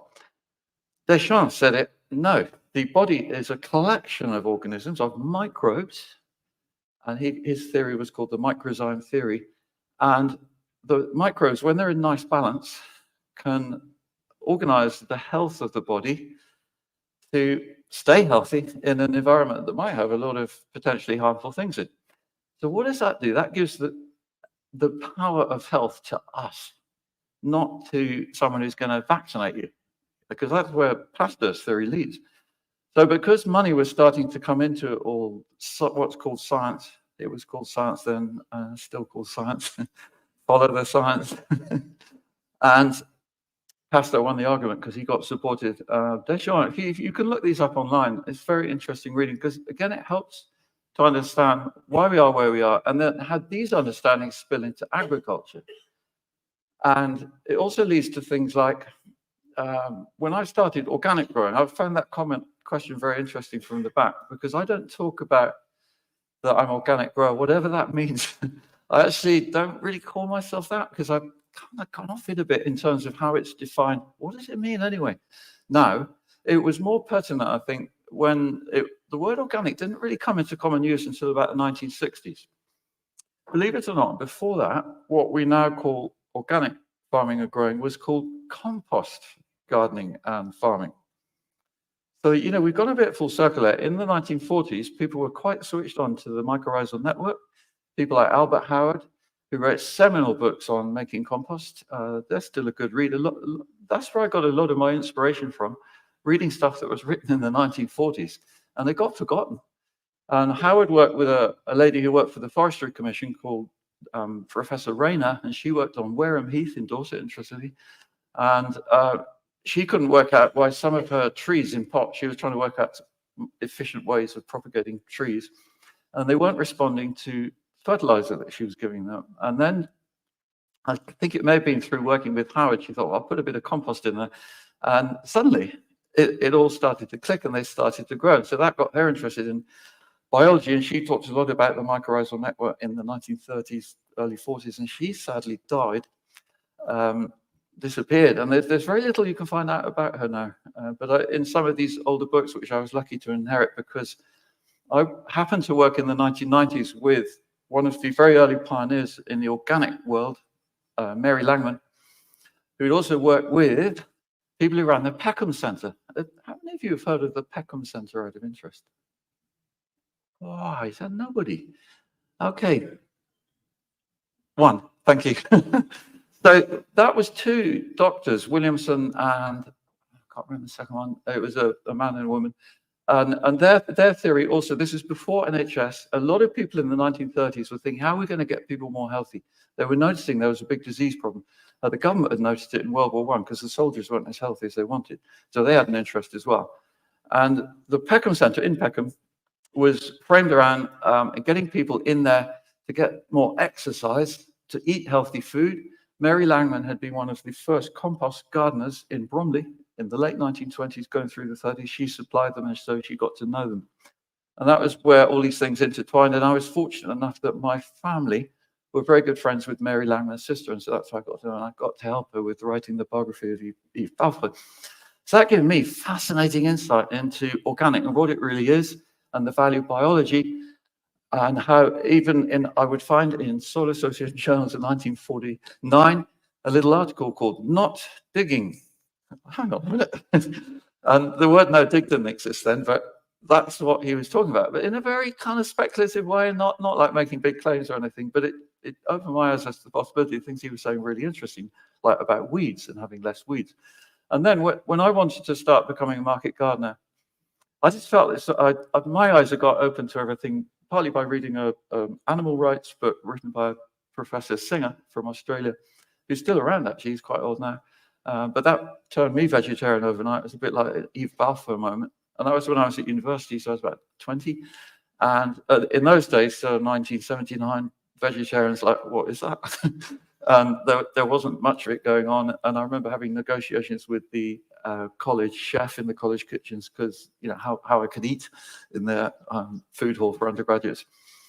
And being a vegetarian led me to think about how vegetables are grown, and I've grown up on a farm. I've had a lot of little strands like that in life that helped me to get where I got to. And also I went to Cambridge University. I think that helped because, you know, I learned how to write an essay and therefore communicate better. But none of the avenues that opened up after being at university appeared to me. So from me on the farm, I thought, right, I'm going to start a market garden. And so my homework was not going to horticultural college, and I'm forever grateful for that. You know, I feel that to learn things, most of the time you don't want to go down the conventional route, whatever that is. You're much better off just talking to people and learning from their experiences, including their bad ones. You know, that's how we all learn, really. But you get it from the horse's mouth. And there's a big vested interest in not teaching people the new knowledge that would actually do them much better. And I've noticed this on YouTube as well, when I published a video called Myths in Horticulture, which means really misunderstandings or wrong beliefs that are misleading people. And mostly they're causing people to do huge amount more work. Now, is this a coincidence? And I'm sure it's not, because that includes digging. you know, people are told they've got to do this, they've got to do that, and they've got to do it. Hardening off plants. There's another one. You bring your plants outside every day, take them in at night, do that for 5 days, and then you can put them in the ground. If you do it before, they're doomed. And I'm regularly trying things that go the other way just to see if they work. 99.9% of the time they do. And the methods I'm trying and therefore teaching are quicker. So that's the big time-saving factor. And that's one of my biggest plugs, really, for no-dig and everything that comes with it. Because when you go no-dig, you don't have so many weeds. And, you know, what a time-saving that is. Even bindweed, if those of you haven't tried it, I'm not sure I can get rid of bindweed in 2 years, but thorough repeat removal after the initial mulching, couch grass in 1 year, dandelions in 8 months, creeping buttercup in 6 months. You know, I've tried it all, and it works so well. And what that does then is it liberates you. Yeah, that's where we want to be, not be a slave to industrial processes and false beliefs. So then, for me, that started opening my eyes. Like, well, how come these beliefs are so strong, and why also are most people believing them and not questioning them? And that leads to another fascinating link, which is now being developed. Thank goodness, so it's taken a long time. The link between soil and nutrition. And Eve Balfour talked about this a lot. You know, that now common phrase that I hear a lot. She said it in the 1940s: healthy soil, healthy plants, healthy animals, healthy food. And then it got forgotten for a very long time. Or forgotten, you know, I do think actually a lot of this stuff gets suppressed, or if it's not being actively suppressed, it's just being made to disappear. Like sometimes people, you know, Schumacher, who was president of the Soil Association in the 80s, and he disappeared in a Swiss tunnel. He went on a rail ride, and when he got to his destination, he was dead. And I hope I'm not saying too controversial, but there's a bit of a pattern in all these things. I hope I wake up alive tomorrow. Basically, the human biome and the gut biome being so interlinked. And what I'm noticing now is a massive apathy amongst a lot of the population. And why they're not more concerned about things, I think it's partly because they simply have not got access to food that's rich in microbes. You know, what are these microbes? Well, I don't know for sure. All I can say is that, you know, it's studies coming out. You've got stuff like tryptophan. I mean, how many of you have heard of tryptophan? It's an enzyme that's in soil, and our body needs it to produce hormones that are necessary for our brain, including serotonin. Serotonin is the feel-good mood hormone. So, you know, that's why eating your own food can really lift your mood. And you're being in the garden anyway, you're surrounded by Bacillus vaccae, bacteria which are common in garden context, soil and plants, and they also help you to produce serotonin. So, you know, that links to what the previous two speakers were saying. Just get out there in the garden and go barefoot if you can, as Rich and Nick were saying. And, you know, you might be surprised how you feel. You might have one of Rich's eureka moments. I certainly feel I've had a few on the way. But when I started out, because I hadn't been to college, I was like trying to work out how to garden more efficiently, because what I was seeing when I went around organic market gardens, I wanted to be organic, which meant mostly at the time not using chemicals. For me, that's quite a negative standpoint. I didn't see enough that was really positive about it. And in the 1980s, you could be organic and you could rotate your soil 4 times a year and no one said anything. How many microbes, how much life were you killing? And yet everyone was supposedly favoring wildlife by not using herbicides and so on. It was very contradictory, I felt. So what I noticed was these guys were overwhelmed with weeds. And boy, I thought, no, I cannot be like that. I could see how stressed they were by it. So I thought, I've got to mulch. And then I came across Ruth Stout. Any of you heard of Ruth Stout? Some of you will. She's an American author who she discovered no-till or no-dig. The Americans tend to call it no-till, a bit more no-dig recently. No-till also goes much more into the farming world. I'll say a bit about that in a minute. The difference between farming and gardening is very interesting too. So she was waiting for the plow to come to plow up her vegetable garden in 1948. Never came. Something happened to the plowman. And so she thought, well, I'll just manage without plowing. And then she thought, oh, my husband, who's a farmer, he's got some old hay. And she liked to use cow manure. And she thought, well, if I use the hay, that kind of bypasses the cow's stomach, but it's quite a similar thing, really. So she mulched the ground with hay, and that was feeding the soil as she saw it. And then she sowed her carrot seeds and planted her lettuce in the untilled soil, and everything grew. And she's like, oh, hang on a minute, this works. So why? Then she never bothered to get the plumber back. And then she started to develop this in writing. She wrote for national magazines in America in the 50s and 60s, and that crystallized in a book she wrote called No Work Gardening, which came out in the mid-60s. And because of the title partly, I think it was very successful. But it brought her work to a bigger audience, but I would say mainstream. But what I took from her work was this mulching with hay. So I bought a load of old hay. And my father was a farmer. So when this load of old rotten hay arrived and he saw it being tipped on, he'd let me have 1.5 acres of ground. And his eyes were popping out. He said, what the hell are you doing? He didn't get at all what I was doing. It's like, then I was planting garlic. And he didn't know you could plant garlic to eat. Garlic for him was a weed. That was wild garlic. And so he was horrified I was planting what he thought was wild garlic in the constants. Like, that generation gap there. He was quite a bit older, by the way. He was 55 when I was born. So I kind of missed out on that parental connection, which again, with the benefit of hindsight, I think it probably helped me. I was much more free to develop my own philosophy about things. It might sound a bit hard saying that, but I've had to do that because I've always felt so different to everybody else. And like in my 20s, I didn't have many friends. I just worked at my garden, didn't go out, I didn't drink any alcohol, I didn't drink coffee. I was just doing things. And I would take a month holiday in January if I went to New Zealand, for example, in 1988, to have a look around market gardens there. But the hay resulted in massive losses for me. So I'd covered my beds with hay and it was wonderful, no weeds. And then I planted out my cabbage and lettuce and sowed my carrots and they all got eaten. Slugs. So I went back to Ruth Stout's book and this is not fair. She didn't mention slugs. And I did find a brief reference to it and using beer traps. I think because she's had a bit of feedback herself. But what I realized was she's in Connecticut. She was. Hot, dry summers, cold, dry winters. Slugs don't stand a chance there. So she didn't have that to contend with. And the lesson for me at the time and for all of us now is be careful where you take your advice from. I mean, some of you listening to me now might be in the dry American Midwest and you could use hay. Great. But in the UK and maritime temperate climates like most of Northwest Europe, where this year it's been a disaster slug-wise, thanks to the weather.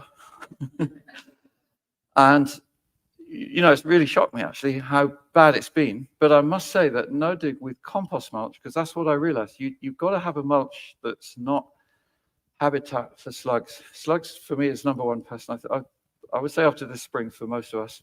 Obviously you can have rabbits and pigeons, all those things. You can net against them and everything, but the slugs is more general.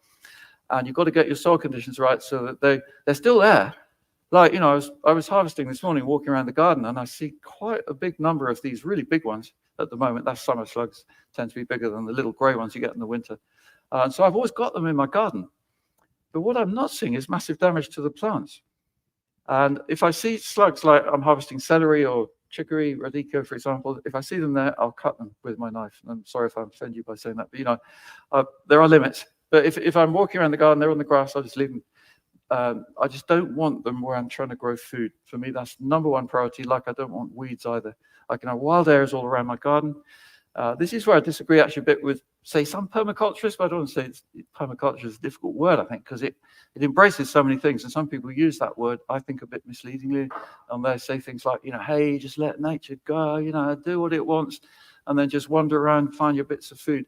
But, you don't go for a walk in the forest and find a bed of carrots or a nice stand of lettuce. So you actually got to work a bit and make conditions suitable for these plants. Vegetables are not wild plants. We have bred vegetables from like carrot, from wild carrot and so on. See, I got loads of wild carrot growing around my field, but I'd struggle to go and harvest enough to eat, and they'd be tough as hell. So, that kind of thing, understanding that although we're with no dig and compost mulch, you're growing in a natural way. It's slightly unnatural what we're doing, and that applies to most of farming. I mean, take understanding you want from that one. There's you could work on that statement and see where it leads you and what you're going to eat as a result. A really interesting discussion to be had. But for me, as a market gardener, no dig, and I need to or want to make a certain amount of money from what I'm doing to I don't actually make any profit, but at least pay the wages of people who work for me, which I can just about do. I can't afford too much sort of being sloppy, and I'm going for maximum output. And the thing about the slugs is, I think that you've got, with really healthy soil, you've got much stronger plants. So it comes back to that original saying, healthy soil, healthy plants. And then, well, where do the slugs come in? It's that a lot of insects are not so attracted to healthy, strong plants. You know, what is a slug? If you think about that for a minute, it can be very instructive. It's a recycling organism that's in the soil. And its job, it has a duty in nature that it's fulfilling, which is to come along and find decaying leaves, organic matter that needs to be recycled and turned into food, organic matter for the next generation of plants. So it's doing great work there, as long as it doesn't get kind of carried away. And you set it up, you set your garden up so that the population is not too high. That, for me, is the guiding principle with all pests. I don't want to get rid of pests, I can't. And that's where chemical approaches go wrong, because they are trying to kill everything. And I just see so many stories of people spraying aphids in the spring with insecticide, and then by force, they're killing the ladybirds and the hoverflies, even when they're very tiny. And they have to carry on spraying aphids forever, you know, because they've killed the predators. So just with aphids, for example, you need to let the aphids develop a bit. You've got to accept they're there, but you just keep them under control. My method is actually water. I just spray the plants with loads of aphids with water if they're there. And then later on, or quite soon, you'll see the predators arrive. And then I very rarely have an aphid problem at all, apart from just that first month of spring. And so, you know, that's a nice way of doing it then. And you, because then you're understanding a bit nature's cycle and how it all fits together, which is where we need to be with the soil much more. I went to a lecture by a famous soil professor in 1986, and he was saying, he came out with these sort of statements that you'd hear a lot in those days. Soil is like a bank, and it has a nutrient balance. Nutrients in, nutrients out. And that was the professor's explanation of what soil was doing. And if you think about it, that's hydroponic growing. You know, this was at an organic conference as well. So, you know, organic, whatever that means, you know, I feel organic world's taken quite a long time to really come around to soil, which they have now, and they're really there. But now I'm going to get a little bit more controversial and give you an example of where I'm going. Like, I was going to a conference in Birmingham, not something I do very often, at the National Exhibition Centre. I've actually found a really good compost company who I'm willing to support. They're called Urban Worm. And they're really working hard to make a decent greenhouse compost, third generation compost maker in Belfast, adding it to worm cast. So, you know, it's organic. I don't know if they're even using that word, but it's a good organic. This is potting mix propagation compost. So I was going to Birmingham to support them for a day on their stand and be there. And we stopped at Gloucester Services, that really nice one, where you can get some decent food. And lo and behold, who should be there but Guy Watson, founder of Riverford. He was having a sandwich outside.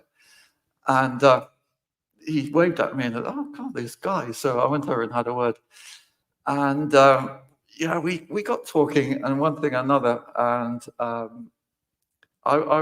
could see what I was saying was diverging a bit from their view. And I do find that I would call him older generation organic grower. You know, hats off to him. He's done amazing work. He actually came on an open day to my garden in 1986 when he was a management consultant in London and just starting out. He's from a farming family as well.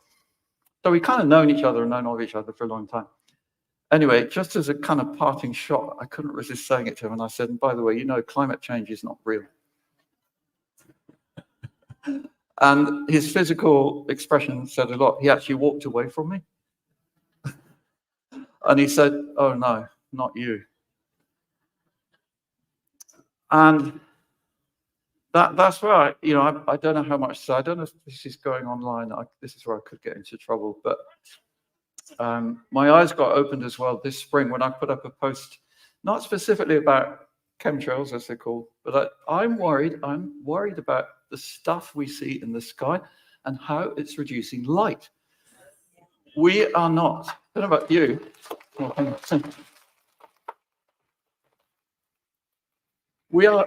I find I'm not often able to see blue sky anymore. It's often white. And if you look at the sunlight, it's kind of like LED, halogen light. And why is that? That's taken a lot of energy and money to do that. I don't know how enduring it is. And I don't know whether if there was another true lockdown, literally with no planes, whether the nature would revert. And I'd like to think she can actually, because there's a woman called Vida Austin. Some of you might have heard of her. Yeah, so water. And she's in contact with sort of water spirits. And she says water's amazing, actually. It can resist a lot of this stuff that's going on and can kind of reinvent itself and repurify. So I have a lot of faith in that. And I'm actually fortunate to be going to a talk she's giving, believe it or not, next Monday night in Glastonbury. She's on a bit of British tour at the moment. If any of you hear of her near you, do look at her up, because truly, or just online on Instagram. Water is something else I'd like to say about, but just going back to the post I put it on Instagram. I was linked at the time to Facebook, and so the post went up on both of those, and I just said I'm worried about trails and sky because it's reducing light, and therefore plants aren't going to grow so much. That's my concern. I want to grow more food. And I could not believe the response to this post. And a lot of people were saying, you're the first influencer, as they called me, to actually say anything about this. I thought, oh God, nobody was saying, or even now, it's like, and then I realized why, because the response to that post, suddenly my numbers of followers on Instagram always goes up really quite steadily and fast, and it kind of flattened out. And then people started saying, hey, Charles, I'm not seeing your posts on my feed anymore. Okay, and I hadn't heard of shadow banning until that point. So that's where I am with Instagram. And it feels a bit flat there sometimes. I don't get the response that I used to, because I'm not reaching new people, sadly. They won't let me. So how do you get out of that hole? And the way a lot of people are doing it is they're self-censoring. This is how they get us. It's like how they did it in lockdown. They got the neighbors to report people doing what they called an offense. Like a friend of mine in Ireland, his wife died in lockdown. He couldn't even go and see her. And he managed to have a funeral service that year. And do you remember those crazy numbers rules they had? And it was 30 people for a funeral. Now, where do they get these numbers from? And anyway, 37 people turned up. And it was all fine. And then somebody reported him for that. And so that's the divide and rule kind of thing that I think all of us probably are aware of, but it's something to bear in mind. And again, it's about keeping your head low a bit. And that's sadly what I've been doing a bit. I've become more and more aware myself. And I've noticed also that a lot of people, like, believe it or not, my children, I've got a boy 26, boy 28, and a girl of 30, and they're not interested in this. They just want to live a good life. And Edward, my son, he believes the BBC, and we actually have some pretty fruity arguments about it. I don't think I'm making much difference at the moment. I just like to think I'm sowing a few seeds. But he was horrified when I put this post up, because I think he saw quite clearly where it was taking me into a land of less followers. So I guess I'm being a bit more careful now. But I certainly don't want to shut up. But what I want to do more than anything is get Nodig out there, because that I just feel it's a very liberating method, and the understandings that come from it are then also liberating, and it also helps to free your mind because you're eating food that's more microbe rich and healthy. So it's a win-win-win-win-win. The wins keep going on, and the wins keep going on so much that's why it's not really talked about much in the mainstream. People came to my open day this year and said, God, this garden is just amazing. Why aren't you on television more? It's like, well, I think I know what. Thank you to YouTube. I don't know how long that might carry on. I'm certainly carrying on, and I'm finding good audience there. And it really brought it home to me when I went to America. Actually, I was invited to give a talk at a homesteading festival. So homesteading is the American word for smallholding. In Iowa. And if you look at the map of America, Iowa's right in the middle. So that's actually a good place. But people say, why Iowa? It's the, what's the word? State. 2.5 times the size of England, I think, with 3 million people and more pigs than people. So it's like, what are you doing there? But it was because it was central. People came from 40 different states, and I met such enthusiasm there for my work and what I'm doing. And then what I'm finding is there were journalists there from Colorado and places, and they're publishing in their journals of horticulture and things, and there were lecturers there. So it's really powerful way, if using internet, like Rich was saying, to reach people more. But then the online, in-person events like this is where you really can make powerful connections. And it was through YouTube that I was able to make all those connections in Iowa. And that's where I want to make as much effort as I can. I mean, for me to get here today was actually quite a rush, even though I'm only an hour down the road. I was really busy this morning. We were picking, harvesting, and then planting spring onions and harvesting squash. And so I'm very much combining those two lives, and I want to carry on doing that because I feel that informs me. I need that information coming from the earth, from the soil all the time. I feel it's what empowers me. And that word power has come up a bit this afternoon, I've noticed, and it's a really good word. We need to really hang on to that one. Power has been made to sound a dirty word, but we need more of it. They've taken a lot.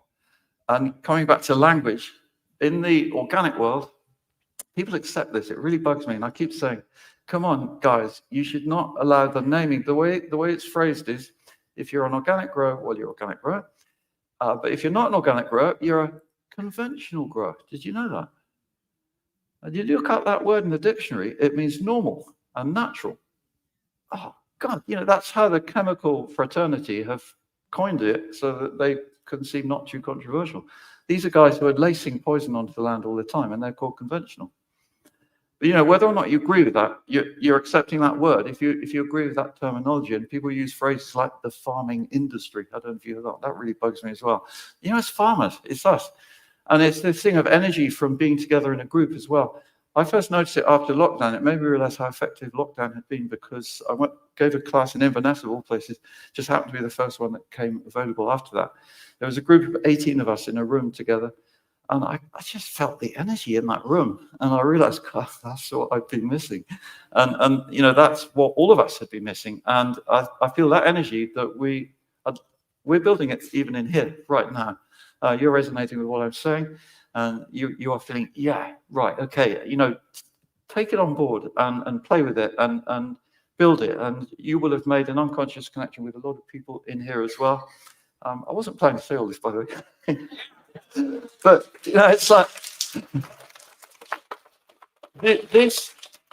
this is empowerment, and we've just had it systematically stripped away from us. Another one is, I don't know how many of you have heard of this little bacteria called Bacillus thuringiensis. I'm not sure why it's thuringiensis, but it's somehow from Thuringia in Germany. And it was invented, or discovered actually, I should say, by Louis Pasteur. And it's literally a soil bacteria. It's in all your gardens all the time. So what Louis Pasteur discovered was that he managed to isolate it and then sprayed it onto silk plants, because silk growers in France at the time, 1877, were having trouble with caterpillars eating the leaves before the silkworms did. And it's a very specific product, because all it affects is caterpillars. It gives caterpillars indigestion. End of story. Doesn't affect other insects, doesn't affect mammals, so it doesn't affect us. You could spray a leaf with Bacillus thuringiensis and eat it straight away. It's a soil bacteria, for God's sake. And yeah, that's been made difficult to buy. It's the only spray I use, and it's not a synthetic product. It's a soil product that someone's worked out how to turn into dry powder that you can buy online, and you can find it. But what you have to put in search is, if you put in the Bacillus thuringiensis, you won't come much, because they made it really difficult. But you put in something rather dramatic. It's box hedge caterpillar killer. Doesn't sound very good, but the active ingredient is BT, as I call it, the Bacillus thuringiensis. So, and if you spray that on vegetables, it's totally not harmful. It's just a soil, just hang on to that thought. It's a soil bacteria, damn it. And for 18, 20 days, it stays in enough. It goes into the plant somehow for that period of time. And caterpillars eating it, I see them, like I was seeing some this morning, they just immobilize because they can't eat anymore. They get indigestion and then they die. So, some of you might not like that, but it's very targeting of one thing, and it's the only product I use, if you like, because that frees me up from covering a load of plants, which is a whole load of extra work. Extra work means I'm not going to grow so much food, so people have to buy more in the supermarket. There's many ways you could look at this, and your own as well. A number of people who say to me, I lost all my brassicas, they were eaten by caterpillars. Well, they're going to have to go and buy them in Tesco's. That's not where we want to be. So BT, do look it up and don't be afraid to use it a little bit. You know, and it's ironic because anybody can go into a garden centre and buy glyphosate. It's like, but you can't buy this soil bacteria.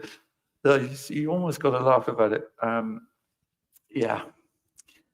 Dan, can you give me an idea how much longer I got, or anybody?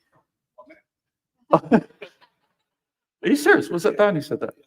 Oh, okay, right. Okay, well, look, I'll wrap up then. I don't want to ramble on. There is a lot more I could say, actually. But I hope you've got enough of a gist of where I'm coming from, which I can't always say in public. I'm just going to say one more thing, which is what Google, YouTube. Because I work with YouTube, but whatever, called a partner manager, offered me money to make 12 videos saying how worried I am about climate change.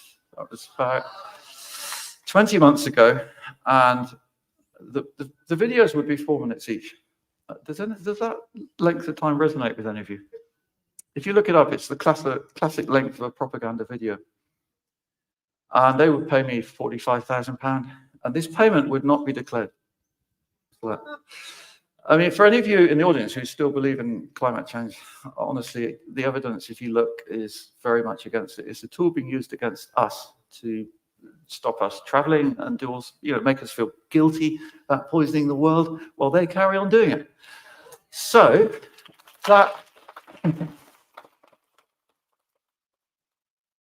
that's where I want you all to be really, really thinking about all these things if you haven't already, and take all of us with you as well, because the more of us who really open our eyes, get clear about what's going on in the world, it's not, then we're not fighting it.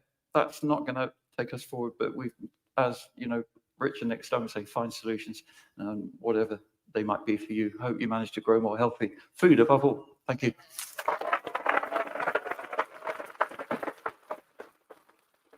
Charles. Thank you so much, Charles. Don't go too far because we're going to have every one of you back on. Hop off for a moment. We'll have you back on in a couple of minutes' time with the rest of our panelists. I think we're in for a bit of a spicy final session. Actually, I think there's going to be some interesting questions. You know, so the next session is going to be thoroughly interactive. It's your chance to ask questions about what you've learned this afternoon. Some of you just getting started. Some of you want to grapple with some of the different perspectives that we put forward this afternoon. That's your opportunity. Before we do that, I want to introduce Catherine. So Catherine has been an absolute workhorse for us. She's been leading our crew team. So this weekend, if you need any help, look out for the People's Reset logos and the crew on the back.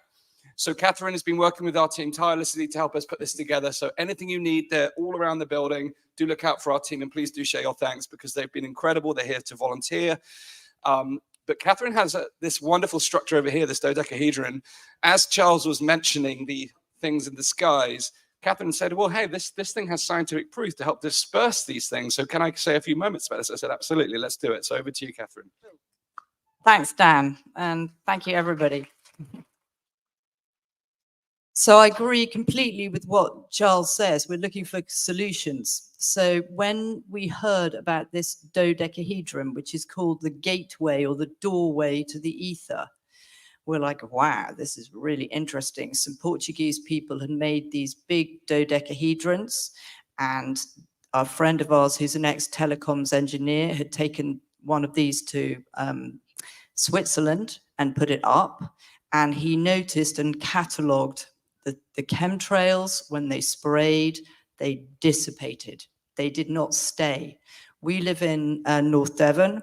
The produce here is from our garden on the altar at the front, and we're looking for sunshine, as Charles is. And we noticed in April and May, the sky was blanketed with cloud. It was unbelievably depressing. In the morning, it would be blue, then there'd be chemtrails, and then the whole thing was blanket. We're like, okay, we're going to do something. We found a welder. He's a car tire, not tire welder, wheel welder. And he made this dodecahedron kit from this design. Since we had that dodecahedron up in our garden, we don't get chemtrails that stay. They dissipate. It's absolutely awesome. And we would love to get them up all around the country. There's a small one here, the executive model, the big one, the medium-sized one, and it just feels so good to be able to use the power of goodness, the power of sacred geometry, the power of God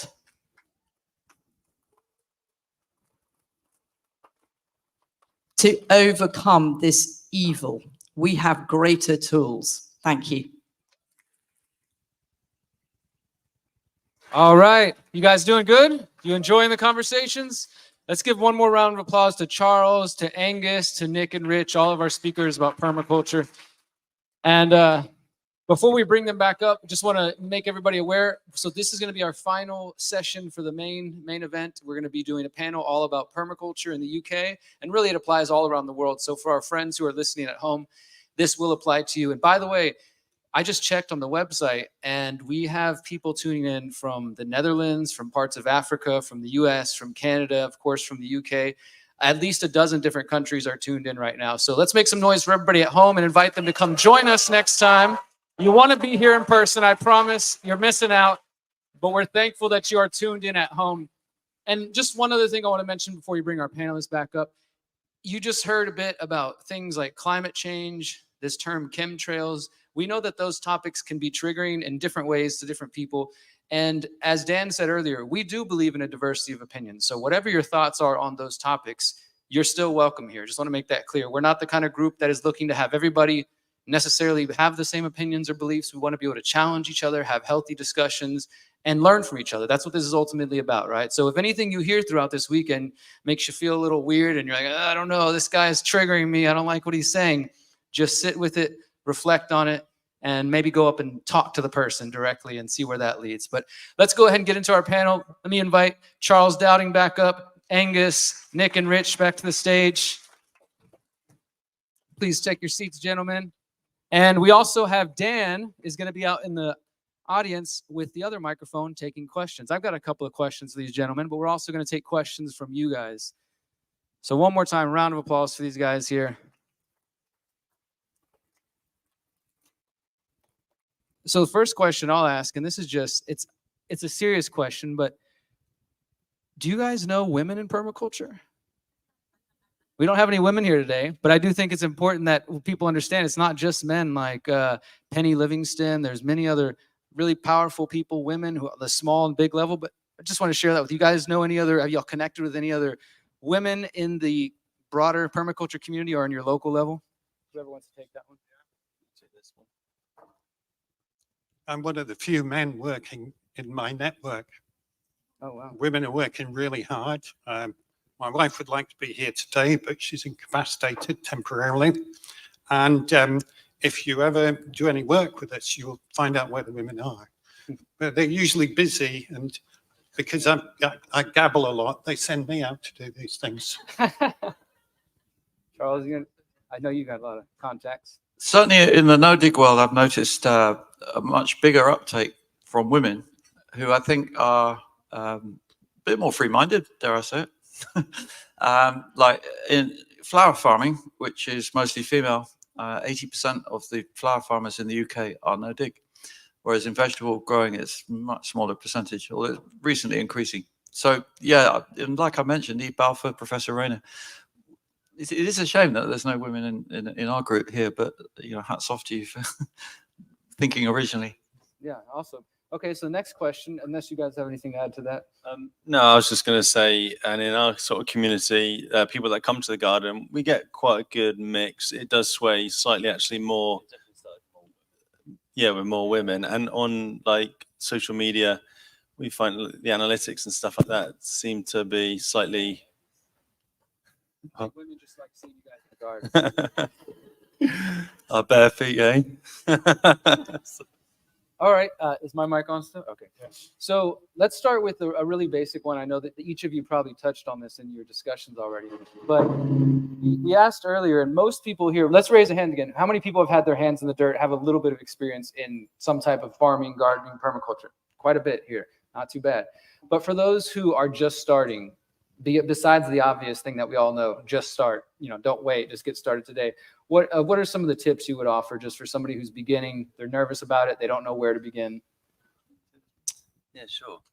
I think what I would probably recommend is connect with people. Like I said, community, be it 2 people, 100 people, because when you start to talk with like-minded people, you know, all of a sudden those barriers go down. But then I guess if you want to talk about more like, say, tactics, it would be, for me, thanks to Charles, it would be learning about soil health. But again, I do not know everything about soil health, not at all. I'm a complete newbie beginner, but all I do know is that when you take care of the soil, the plants tend to take care of themselves. So I would say connect with people and just get a basic understanding on taking care of the soil, and then the rest tends to fall into place, in my opinion and experience. Yeah, I would echo that. I'd seek out people near you who you think are doing some interesting work, and first of all, identify them, and then see if you can learn something from them. They'll all be working really hard, but if people aren't having fun, I think you move on and go somewhere else, because there's plenty of people out there that you can learn from. Just start. If you can, grow a few plants. If not, as I said earlier, there's all the other activities with food that people are working on, and just connect with them. It's a good way in. Yeah, and I must say social media does help with that. I've found that time and again. And one advice I'd give is start small. In the UK, it's unfortunate that the allotment system often lands people with a huge piece of ground and they've never done anything before. It's way too much ground. And if that should happen to you, find 3 or 4 more people who will share it with you. You know, that will share the burden of all the weeds, because you're going to inherit a lot of weeds often. And that's one of the more difficult situations to be in. And also you're going to inherit a neglected soil, which has been massively dug, starved of organic matter, and you need to heal it. And I would say go out and buy some compost. So that's the number one thing. And then people say to me, oh, you need a lot of compost for no dig. And well, actually, it's just to heal the soil to start out, you do. And once you've made that initial investment, think of it as an initial investment going forwards, you can enjoy the benefits. Like on allotment culture in the UK, there's some soil diseases that people think are endemic, like clubroot of brassicas. And I suspect some of you will be struggling with that one, because if you've taken on allotment from that abuse of the soil. And I've had people say to me who've taken on that, and then they've done 3 years of no dig, and they say, well, the clubroot just disappeared. And that's like, you know, you won't read that in any journal where you're given all this recipe for dealing with it. That's very complicated and time consuming. So don't be afraid to have a go with things like that, and hang on to 1 or 2 really inspiring numbers, even like I've got the no dig trial beds that I run in my garden. The no dig bed is 1.5 by 5 meters. That's 5 feet by 16 feet. Every year, on average, for 11 years now, 105 kilos of food. That's 220 plus pounds from that small piece of ground. And, you know, that is empowering knowledge, because you realize, wow, I can do a lot here. Wow, that's beautiful. Yeah. I would just echo what these gentlemen said as far as community. Obviously, if you're here in person, we're going to be doing a community networking session tonight. So come hang out, meet people in your area, go home and start taking the tips that these guys are sharing. For those who are at home, if you don't know anybody in your community, it's the weekend. I guarantee you there's probably a farmer's market in your community this weekend. There's growers there. You can go there. You start building relationships, get to know them, come volunteer at a community garden or allotments, CSA. There's so much opportunity. It's really just about taking action and stepping up, right? Dan, we got a question from the audience. Anyone want to? I think we got one over here. Give a round of applause for Dan running around the room and getting these questions in. Hello. Yeah, thanks, guys. Really great discussion. All of you have mentioned the sort of struggling business models that you're employing to try and make money out of growing, food. Let's not call it organic food. It's food that you're growing. The food that we should be eating. The supermarkets aren't having any trouble making money out of this. So how do we disrupt the market? How do we disrupt the business models? What does the future look like? If you could vision the perfect. You've got growers, you've got a logistics network, so we're all not growing cucumbers or tomatoes. What might it be? And I'm really keen to hear from you all on that. Thank you. Thanks. Difficult. So I've realized that this problem actually isn't going to go away. And like going back to Guy Watson, he has led this brilliant campaign of Farmers Against Supermarkets. But between you and me, I'm not convinced it's going to go anywhere, because what he's fighting is such big forces, the entrenched power of corporate politics. And I can't see it working without the system crumbling, which none of us really want. But so working within this system, or maybe we do. But anyway, sorry, that's another story. I've decided for my work, the best thing I can do to help people is to empower them to grow their own food, because that way you're sized up in the supermarkets. But that does leave quite a few people who can't grow your own food. And what are you going to do? And you need some local organic growers. You've got to work out ways to support them. Like, going back to women, there's a fantastic woman, Kate Forrester, who started after working with me for 3 years, an amazing no-dig garden near Ringwood in Hampshire. And she's got really disillusioned. Like, I know a lot of new growers have, and with the economics of it, it actually devalues you, because that's how society, that one of the main values we get from our work is the money we're paid, like it or not. There's obviously lots of other values too, but if you're systematically being undermined by being underpaid and actually not being able to afford things you need to live, well, that's like society telling you we don't want you around, try something different. And that's where a lot of people have had to go. So how to change that, I don't know, but the best way is develop a community and somehow work out support. Kate's in that position. If any of you are near her, give her as much help as you can. There's no one way to do this, but what's clear is that money's supposed to facilitate exchange. But I think there are plenty of things we can do locally where we don't need money to do the exchange, because when I'm working with people, I'm always getting something out of it. My time's valuable. I don't have a lot of money, but I don't expect money most of the time. What I do, I get an opportunity to learn, but what I'm really working towards is I get an opportunity towards food. And I think in the future, food's going to be more important than money. Yeah, and I just want to sort of add to that. Yeah, hopefully it doesn't have to get a lot worse before it gets better, but on what level it makes me think scarcity and the sort of disruption with the food system does it have to get to before people feel the pressure to start growing. And if they like sort of you guys were saying, if you don't have the space, if you can find sort of a project to get, a community project like ourselves, for example. But one thing that we would sort of teach on how to grow a lot of food in a small space is if you haven't got so if you haven't got a lot of space and you can team up with people. One can be in charge of sort of composting, one can be on their place, on their allotment. Another one can be in charge of sort of germination on their windowsill in their high-rise, apartment. So I think it's sort of understanding, not to keep firing the word community out, but I do feel community and connection and trying to educate and empower people for sort of micro growers. Really, I think is sort of how it's going to go. And then obviously, and to sort of echo what you're saying as well, a form of an energy exchange, some form of bartering. It's funny, we're sort of going back to basics, aren't we? We've got to relearn sort of what we did, our ancestors did, so yeah. That's something to that. That's all really good points. So 2 or 3 years ago, we started selling a small amount to a local restaurant, and it absolutely broke my heart when I saw the payment for all of our hard work. I was like, no way in hell. So that really sparked, is like, okay, well, we personally, this is our experience, okay, this is our thing, this is what we're doing, is we get such a kick, such a joy out of going, screw you guys, like, to the system. We're going to donate pretty much all of our, real food to low and no income individuals.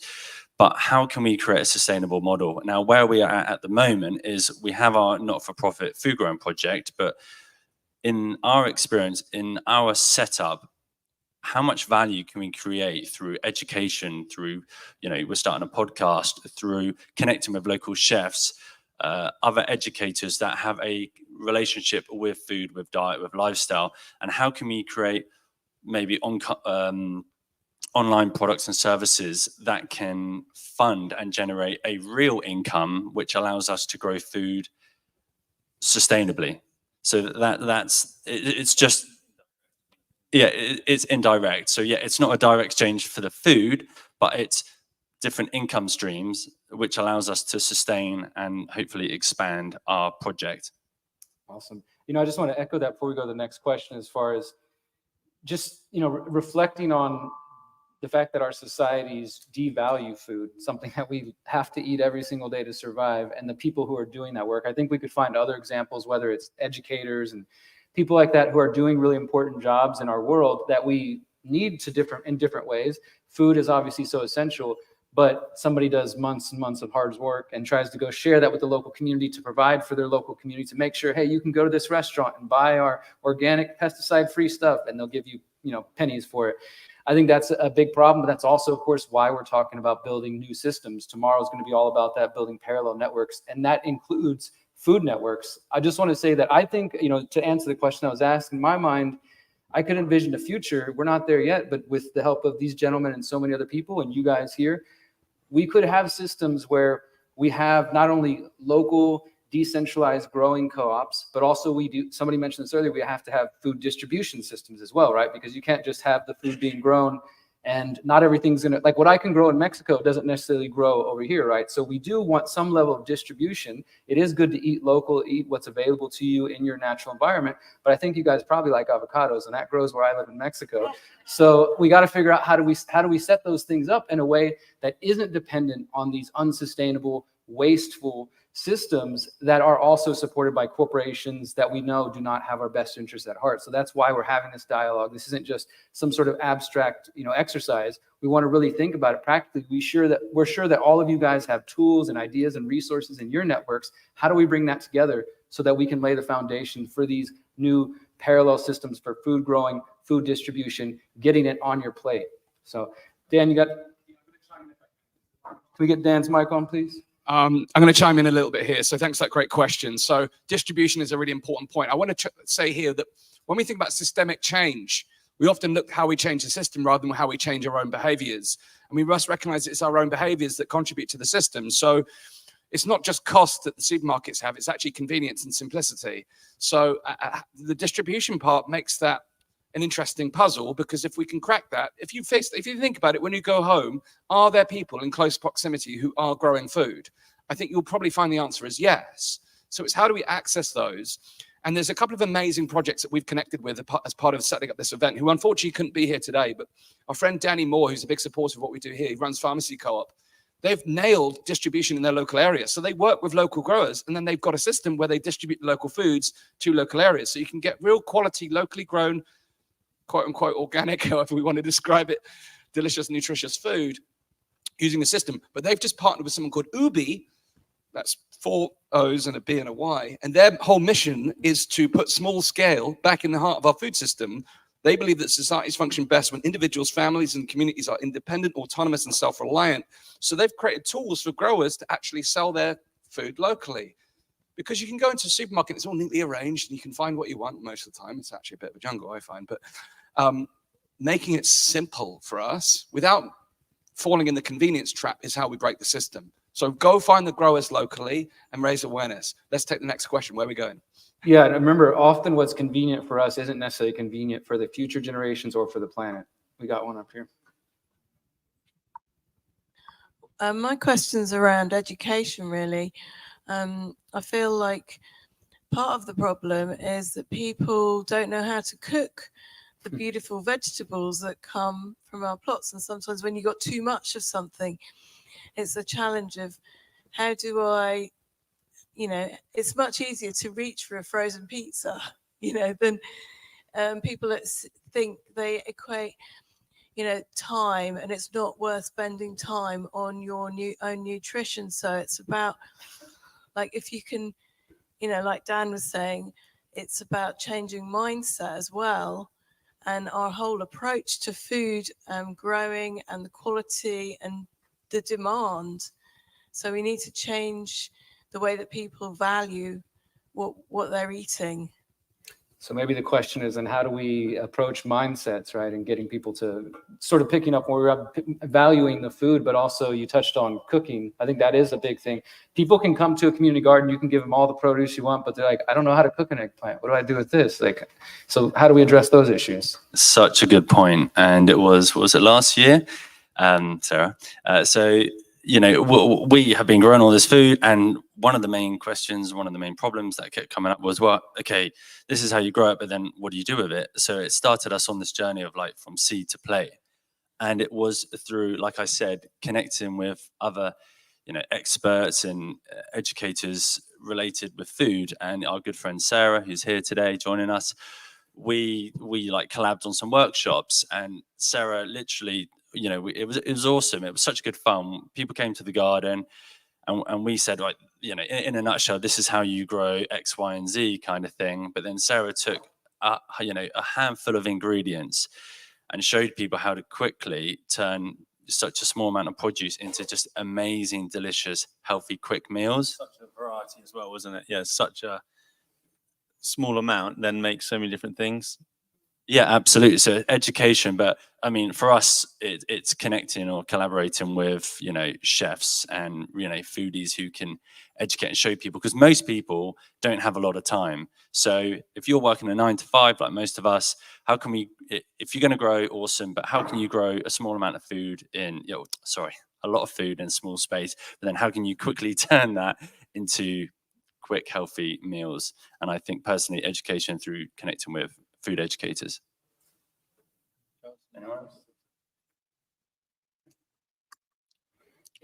Yes, there are opportunities there. A couple of things. Usually there's community centres scattered around the place, and often they've got quite decent kitchens to help out there. So in one case, there was over at Burnley, they had a sort of starters project for cooking, which was soups and salads. Just focus on that, because you can get a few vegetables, either fresh or cooked, and you can start people on that cooking journey. Whereas a lot of the things that people see on television are quite complicated, really, if you're not, if you don't have access to good equipment and you haven't had people around you like we always used to, that we can learn from. So that was a simple one. Then I had another friend who did use community centres for a Friends That Lunch Together project. And they just, basically, this is your beginnings, and they turn up, they find out about food by just going to lunch. Yeah, certainly be one of my missions. And with the classes that I teach, I make a point of offering people a fantastic lunch. I'll get a chef in and find out how many things you can do with beetroot, and just simple vegetables that can be so delicious. And we're also running a newsletter, which I urge you to subscribe to. It's called Future Gardeners, because that thing of education and getting children interested in all of this, I feel has to be, it is really vital. And, I've got this follower suddenly appeared on Instagram called No Dig Kid, who was only 8 at the time, and he'd made a garden just following my tips on Instagram. And he's getting his family now, through him, they're all getting interested in eating the vegetables that suddenly he's really successful at growing. This kid, he's now 10. But that's just one little example of how change can ripple outwards from inspiring people. And the Future Gardeners newsletter, every month we send it out, and it has a few projects from around the world of people who are doing these things. And I've often felt that a way to be inspired and to learn is actually not so much reading a textbook, how you do this and how you do that, but just anecdotal experiences of people and the amazing things that they have done. And I was lucky enough to sit next to Sarah at the event at Nick and Rich's, and hearing her stories of cooking inspired me as well. Awesome. Yeah, I think that that just to pick up on that point, Charles, how important it is to be teaching everything you guys are sharing the next generations that, right? And the kids, I mean, if you brought a kid to a garden, they start running around, they start playing, they're rolling in the dirt before you know it. And then if you can help them experience that journey from seed, we're going to put this in the ground, we're going to take care of it, we're going to tend to it, then we're going to bring it home and we're going to cook it and we're going to get to eat it. Like they grasp that maybe better than adults do, even because, just the kids are so bright and open to it. We got a couple more questions. Where's Dan? I can't see Dan. Yeah, right here. Okay. Next to Sarah that they were referring to. So she doesn't want to speak right now, but We got a few right here. I'd just like to extend on the education theme. I'm a nutritionist, and it's very, very hard to change people's eating habits. But if you can and convince them how much better they're going to feel when they're eating this food, then they'll be more likely to cook it and to buy it. But it's, changing eating habits is difficult. And that's a huge part of education. And one really quick question, please, can you spell that bacteria that gets rid of the caterpillars? I think that's for you, Charles. Well, it's bacillus, which is the Latin word for bacteria. That's a very common word. And if you think of Thuringia in Germany, so it's Thuringiensis, Thuringiensis. If you got half of that in search, it'll come up. Did everybody get that? Someone watching at home can put it in the comments, please. That'd be lovely. All right, I know we had a couple. Here's one over here, Dan. These are great questions, guys. Keep them coming. You enjoying this conversation so far? All right. Thank you. I live in Bath and I've inherited, I can't call it a garden. It's as if they've dug up an area to sit and dumped it on the top of my garden, and it's full of clay. I had it leveled out because I wanted to be able to manage it. And I believe what's happened is they've compacted rubble and the clay so much that everything I put in, fruit trees, etc., everything has died. I'm feeling very despondent. I'm wondering if I was to put some raised bed in, I thought that would be great. But however, how much stuff am I going to have to put it in? And will it, how low, I suppose, can I have the raised beds to put enough of whatever I need in to make it so I can grow something, please? So your last bit of your question was about financial viability, was it? Is that what you're saying? Yeah, well. Yeah. I mean, look for, you know, I need to redefine the words compost often. We're held back by language. So compost is anything decomposed. And that could be, if you know a farmer nearby who's got cow manure, horse manure, often that's very cheap. Leaves, you know, someone might have a pile of leaves at the bottom of their garden, get hold of that. That's leaf mold. That works as well. So embrace all the possibilities there. And with regard to your clay, well, yeah, I mean, I can't do much about that, but it's like, if you're starting with that, you might need to loosen it with a fork, but just do that once. And then going forwards, I'm sure that with time, it can be quite a big amount of compost at the beginning. Like I say, look at it as an investment for many years to come. And I was going to say, yeah, that was it. In my dig no dig trial beds, what I've noticed, I had the carbon measure, the carbon content, and the amount of carbon in the dug soil is 4% less than in the no dig. So what you're doing is you're really working to help your soil. You're playing your part. Links to the previous question where we can't change the system, but if more people, and I really wish you success, I hope you hang in there, because you know, you then become part of the solution, for want of a better word, because you're one less cog person going out to buy most of their food. And if you can manage just one bed, concentrate all your resources in one bed, I really hope it works for you. Actually, that's really good advice, because I was trying to do several, and I've been saving compost. I make my own compost, and I've been saving cardboard and anything I can to actually, but I haven't got the beds yet, because I was worrying how high or deep do I have to have them to make it viable to grow something? Yeah. Okay. Yeah. Start small. Small is beautiful. Thank you. Yeah. Yes, indeed, I echo that. Start small, but you could have several small trials going on with a problem like the one that you've got. So you can try raised beds, and you can just try a certain level of soil, and basically you're going with what you can get. I would have thought I'd try just simple mulching of the ground that you've got and see if the fertility improves. Do potatoes or something like that? Yeah, maybe.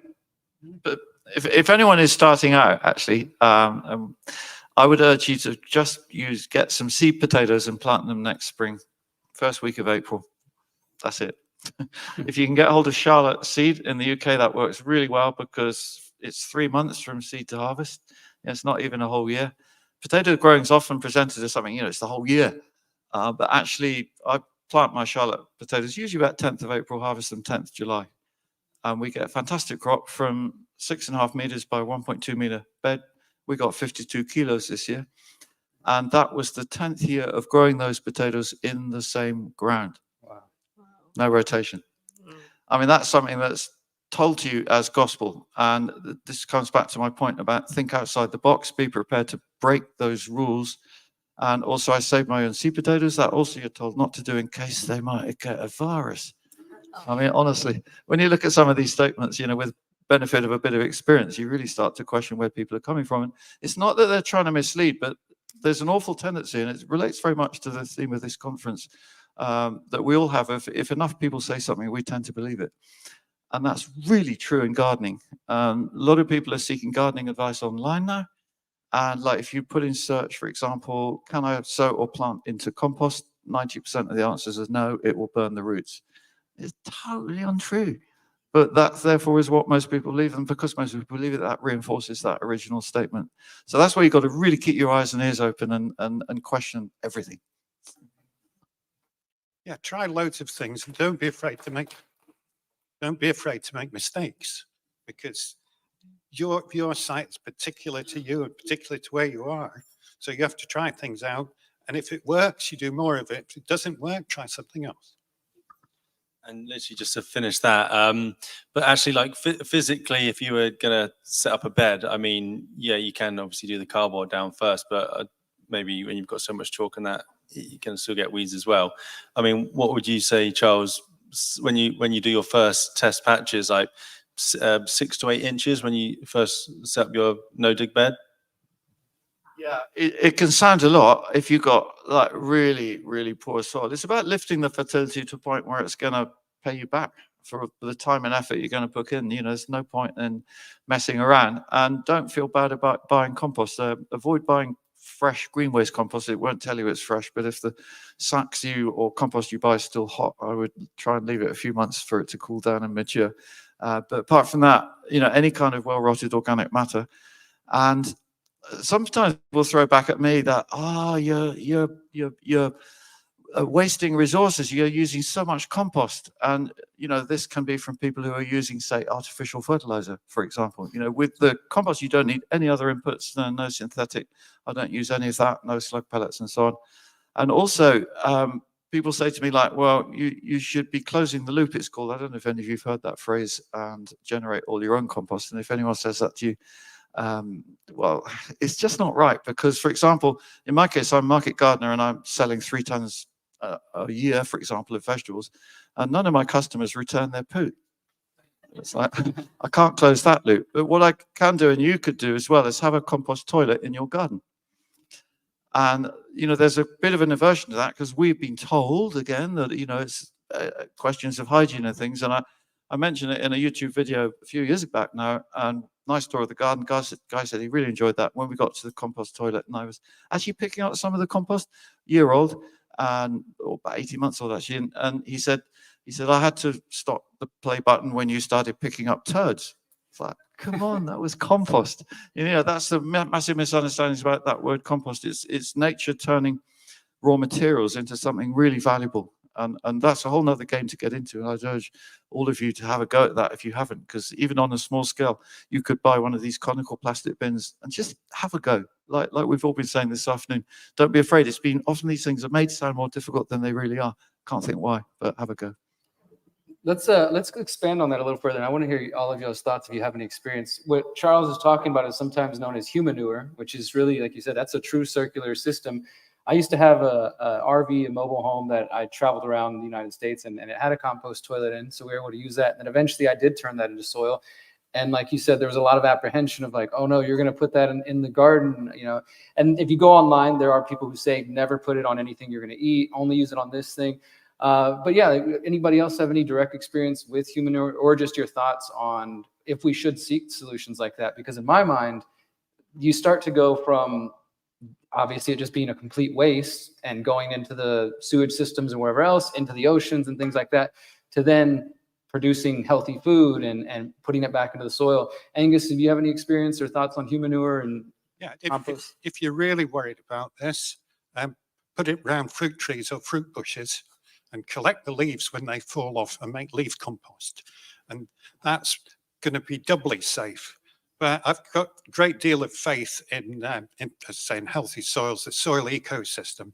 There's all sorts of things that are supporting life in there and will attack pathogens, break them down, especially the fungi, the sort of minute fungi will clean up all sorts of things. It's a useful area for you to study if you're still pondering on how you can get engaged. It's a very interesting area to study, how nature builds soil and how it keeps the system healthy. We did a trial actually. I'm running a 3-street trial, and one of them has animal manure, and one is comparing the growth and harvest with using green waste and mushrooms, so plant-based compost. And the animal manure, funny enough, it doesn't produce a lot more. I thought it would. One year we were going to put on cow manure on one of these beds of 2 meters by 1.2, and we'd run out of cow manure. So Adam, my guy, and I looked at each other, and he said, well, there is the toilet compost. I went, right, okay, let's put it on. Because, you know, I'm aware of the kind of slight phobia about it. And because I'm in the public eye, I thought I'd just better be careful here. But then I thought, why not? I didn't say anything about it at the time. But what I noticed was the harvest was 9 kilograms of squash. We grew squash, winter squash from the plant-based compost bed, and 21 kilos where we put the toilet-based compost. So that really got me thinking. And we did it this year for potatoes. And I'm not selling this stuff, by the way, it's for home consumption. I just say that, but personally, I don't believe there's anything wrong with it. It's like using cow manure or horse manure, but anyway. Yeah, good point. If it's properly composted, it should be like your garden compost. They completely turn, even if your garden compost goes anaerobic and starts to smell and everything, in the end, it'll work out right. And it's the same with all compostable materials. It should be friable. You crush it between your fingers, you smell it, and it smells fresh. Just And in that's case the anybody's way not safe clear, to use. we're talking about using your poo on the garden. Just want to make that clear. And that it is okay. I mean, these gentlemen can attest to it. You guys have any experience with it yet? We haven't explored or gone down that avenue yet.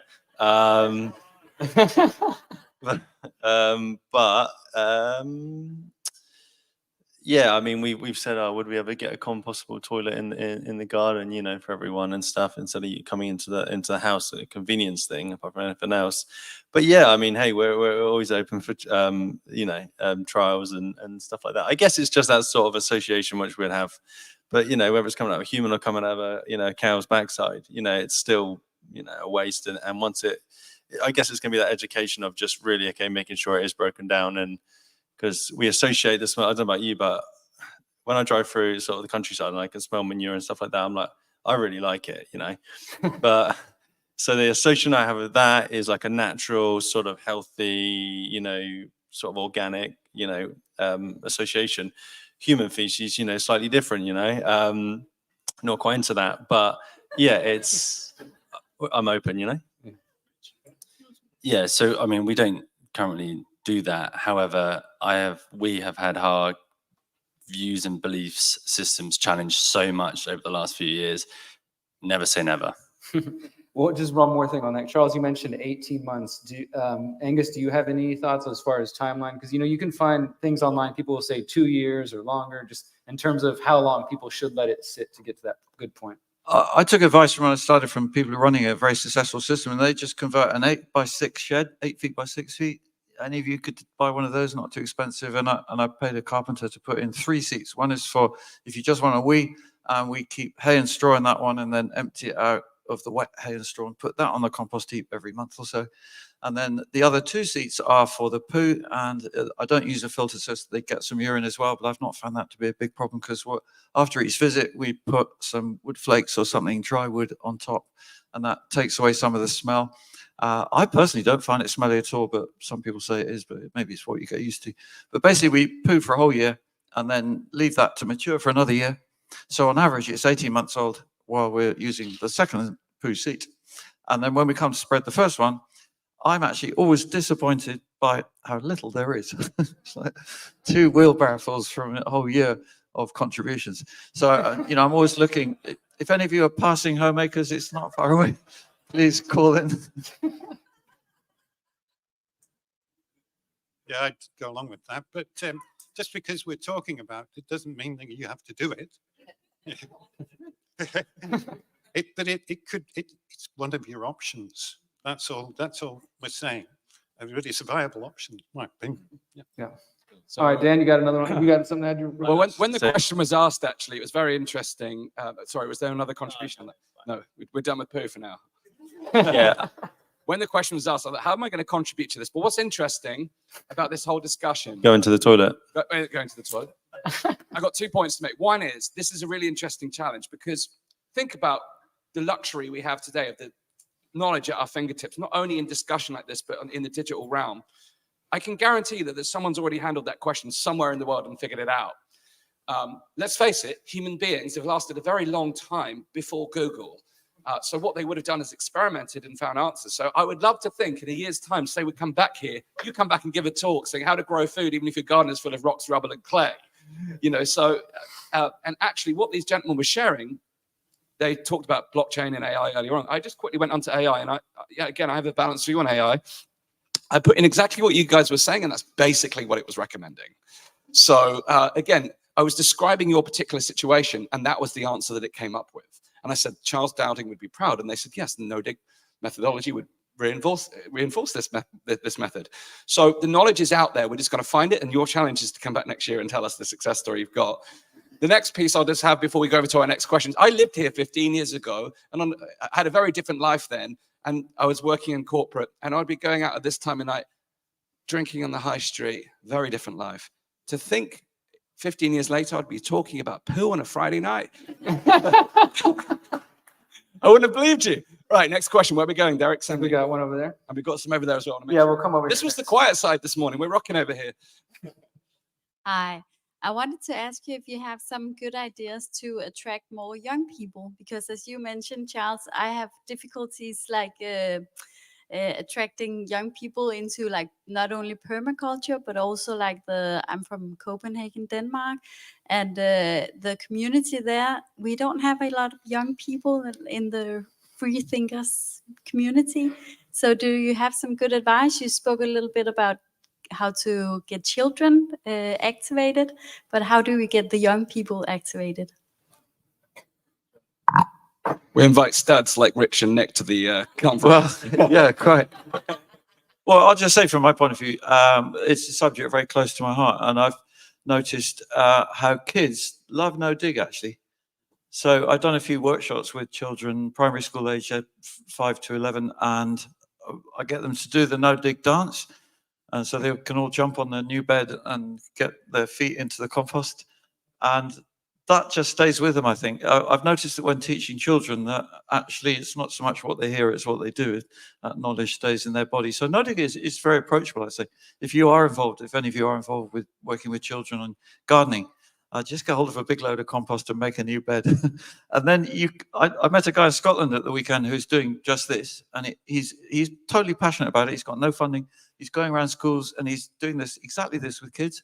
And he says he can get them then to sow something like lettuce, radish, whatever it might be, peas, on the day they make the bed. They're not waiting around. And then he'll get some food very quickly. If you get a bit of this amazing taste into their mouth, that also they're not going to forget. So we've got to work at it. It's not going to happen without really trying, but I do feel it's possible more and more. Yeah, we did do, was it 2 years ago now? We did like a sort of at a summer kids club, wasn't it? Do you remember that? I forgot about that one. Yeah, I don't know how many, I don't know, was it like 20, 30 kids, and all from, I think, as young as 3 or 4 up to like young teenagers, all in their different age groups, about 3 different groups. And yeah, we came along and so it wasn't necessarily focusing on the growing, but we brought a load of the different food from the produce from the garden, and we were doing like fun games around it, taste testing, and saying, if you eat this, it helps you grow up to be really strong, and you can jump higher, and you can climb trees faster. And so we were trying to bridge and like associate, what this produce can then actually can help them do, which is going to be fun for a kid.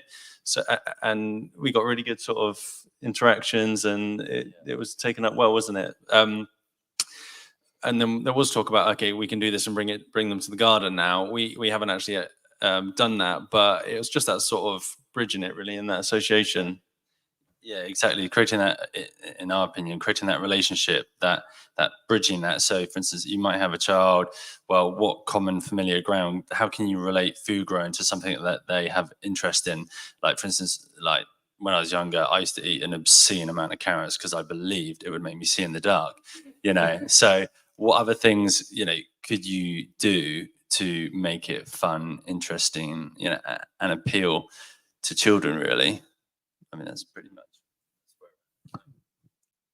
Yeah, just want to say, I worked with a teacher who was running a PRU school, pupil referral unit, and so he was getting all the ones that the schools couldn't handle, like autistic and ADHD and that kind of thing. He actually said the first thing he did was sit them down in front of one of my videos, and that calmed them down. And then he started a no-dig market garden for them. And he said as soon as they got their hands in their soil, they really calmed down. And I've heard this from so many teachers, that if any of you are involved with what are called difficult children, they're often some of the most inspired people if you can only kind of break through that categorization. And gardening is something they can, most of them, if not all, can really relate to. He even turned it into an economic thing because he got them then selling vegetables on a local small market, and that got them further interested. Hey, I can make a bit of money doing this. So I'm sure there's many ways of approaching it, but it's not going to happen too easily. But do have a go. Angus, any thoughts before we go to the next question? Do you have any thoughts on that? Well, I just want to add to that. We're going to do one more before we wrap up. I just, you know, whether it's about food or any of the other topics we're talking about, you know, we've got some younger gentlemen here. I'm 39, whether we're talking about 5-year-olds to 11-year-olds, if you're generally trying to attract the youth, you need to make it fun. So for example, this is something that we think about even putting this event together. This is why we have Dub FX performing tomorrow, because he's an international touring artist that even if you've never heard of him, he's attracting the 30 and under audience, right? And so part of our collaborating with people like that from different worlds is trying to bridge gaps between, well, where are the, like, for example, what are the young kids going to be doing tonight on a Friday in Bath, where they're going to be going to drink, maybe like Dan was talking about, or they're going to go to hear a concert. How do we collaborate and bring those worlds together? In my view, in my experience, you bring music to a garden, you bring food, people show up, and it turns into a party, a community, and people want to be there. You have to create a space that people want to be a part of. And sometimes if you're younger, going to hang out at a garden on a Saturday morning or Saturday night maybe doesn't sound like the thing you want to do. But once you create that experience, it becomes something people want to be a part of. So Dan, I think we got time for one more. You want to go on this side over here? Here, yep.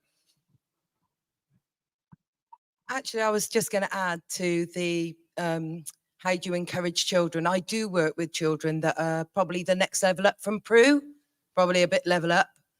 And to challenge the Deliveroo aspect of ease of life, we teach them how to make homemade takeaway meals and then name those nights. So we don't go out and get fast food anymore because they create it from the ingredients.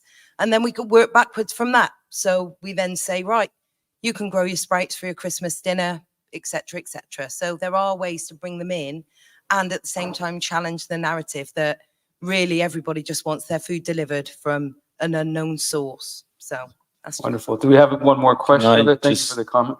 Go ahead, Ed. I was literally just going to add to that. Like, you know, generally kids, it's like, oh, who's fastest? Who's strongest? Like, kids like to, like, you know, win at competitions. So you could literally, like, kind of like you were saying, make competitions. Who can grow the biggest beetroot, or who, you know, runner beans is a classic one to grow. And that was one of the first things, you know, Jack and the Beanstalk, like every kid, well, I know we did. And that was actually one of the first things we grew in lockdown for my niece was Jack and the Beanstalk runner beans, because they're just so hardy, they grow so easily, you know. So I think making a fun competition, who can grow the highest, you know, Jack and the Beanstalk, who can grow the biggest beetroot, you know, like make it fun, make it cool, guys. You good? All right, I think that's where we're gonna end it, guys. Please give a round of applause to our guests for today. We're gonna play one more quick thanks to our sponsors, somebody I know directly, and then we're gonna come back as we wrap up because we have more to share with you tonight. So thank you guys for being with us.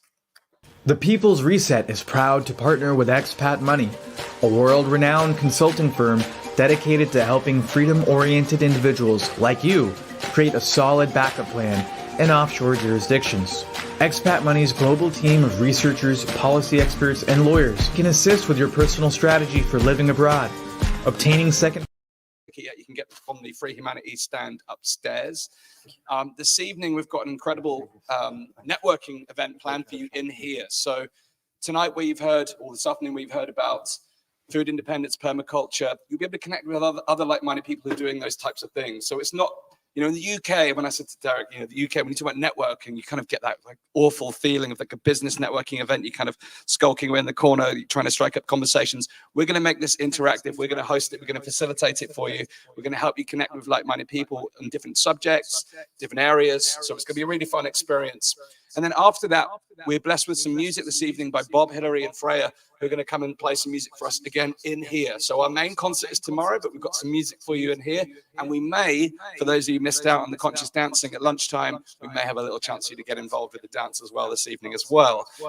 We also have a couple of workshops for you. Derek, what time are we going to start the workshops? We're about 20 minutes behind. Let's see. Well, we were going to start the. We were going to be at 10 past, so. Where are we at right now? 20 past. 5:20. We'll give it about 15, 20 minutes if you guys want to go hit the bathrooms, go check out the vendors, and then all the workshops will still be happening this evening. And we were going to start the community networking at 7. Well, let's aim for about 7:15, 7:20. We'll be back in this room for the community network. Yeah, so what we've got coming up tonight is they're going to do their, whoa, echo. Rich and Nick are going to do their Q&A on food growing. So if you want to continue the conversation, if you're just starting out, you can learn from their experience. Our main man, Derek, is going to be running a session. I forgot I had a workshop, but I'll be ready for it. The 7-fold path of a holistic exit and build lifestyle. Unfortunately, Yoshi and Paula are not with us yet. And we're still trying to figure out if they can make it from Ecuador. So that workshop is not happening this evening. I don't know if there's been any other additions since this morning. I don't think there has been, but yeah, so other than Yoshi and Paula's workshop, the other ones are happening. And thank you guys so much for being here with us. Thank you, everybody who's at home, who's been watching. I think that's it for today. That's it for today for you at home. Thank you so much. We appreciate you. We apologize for the tech.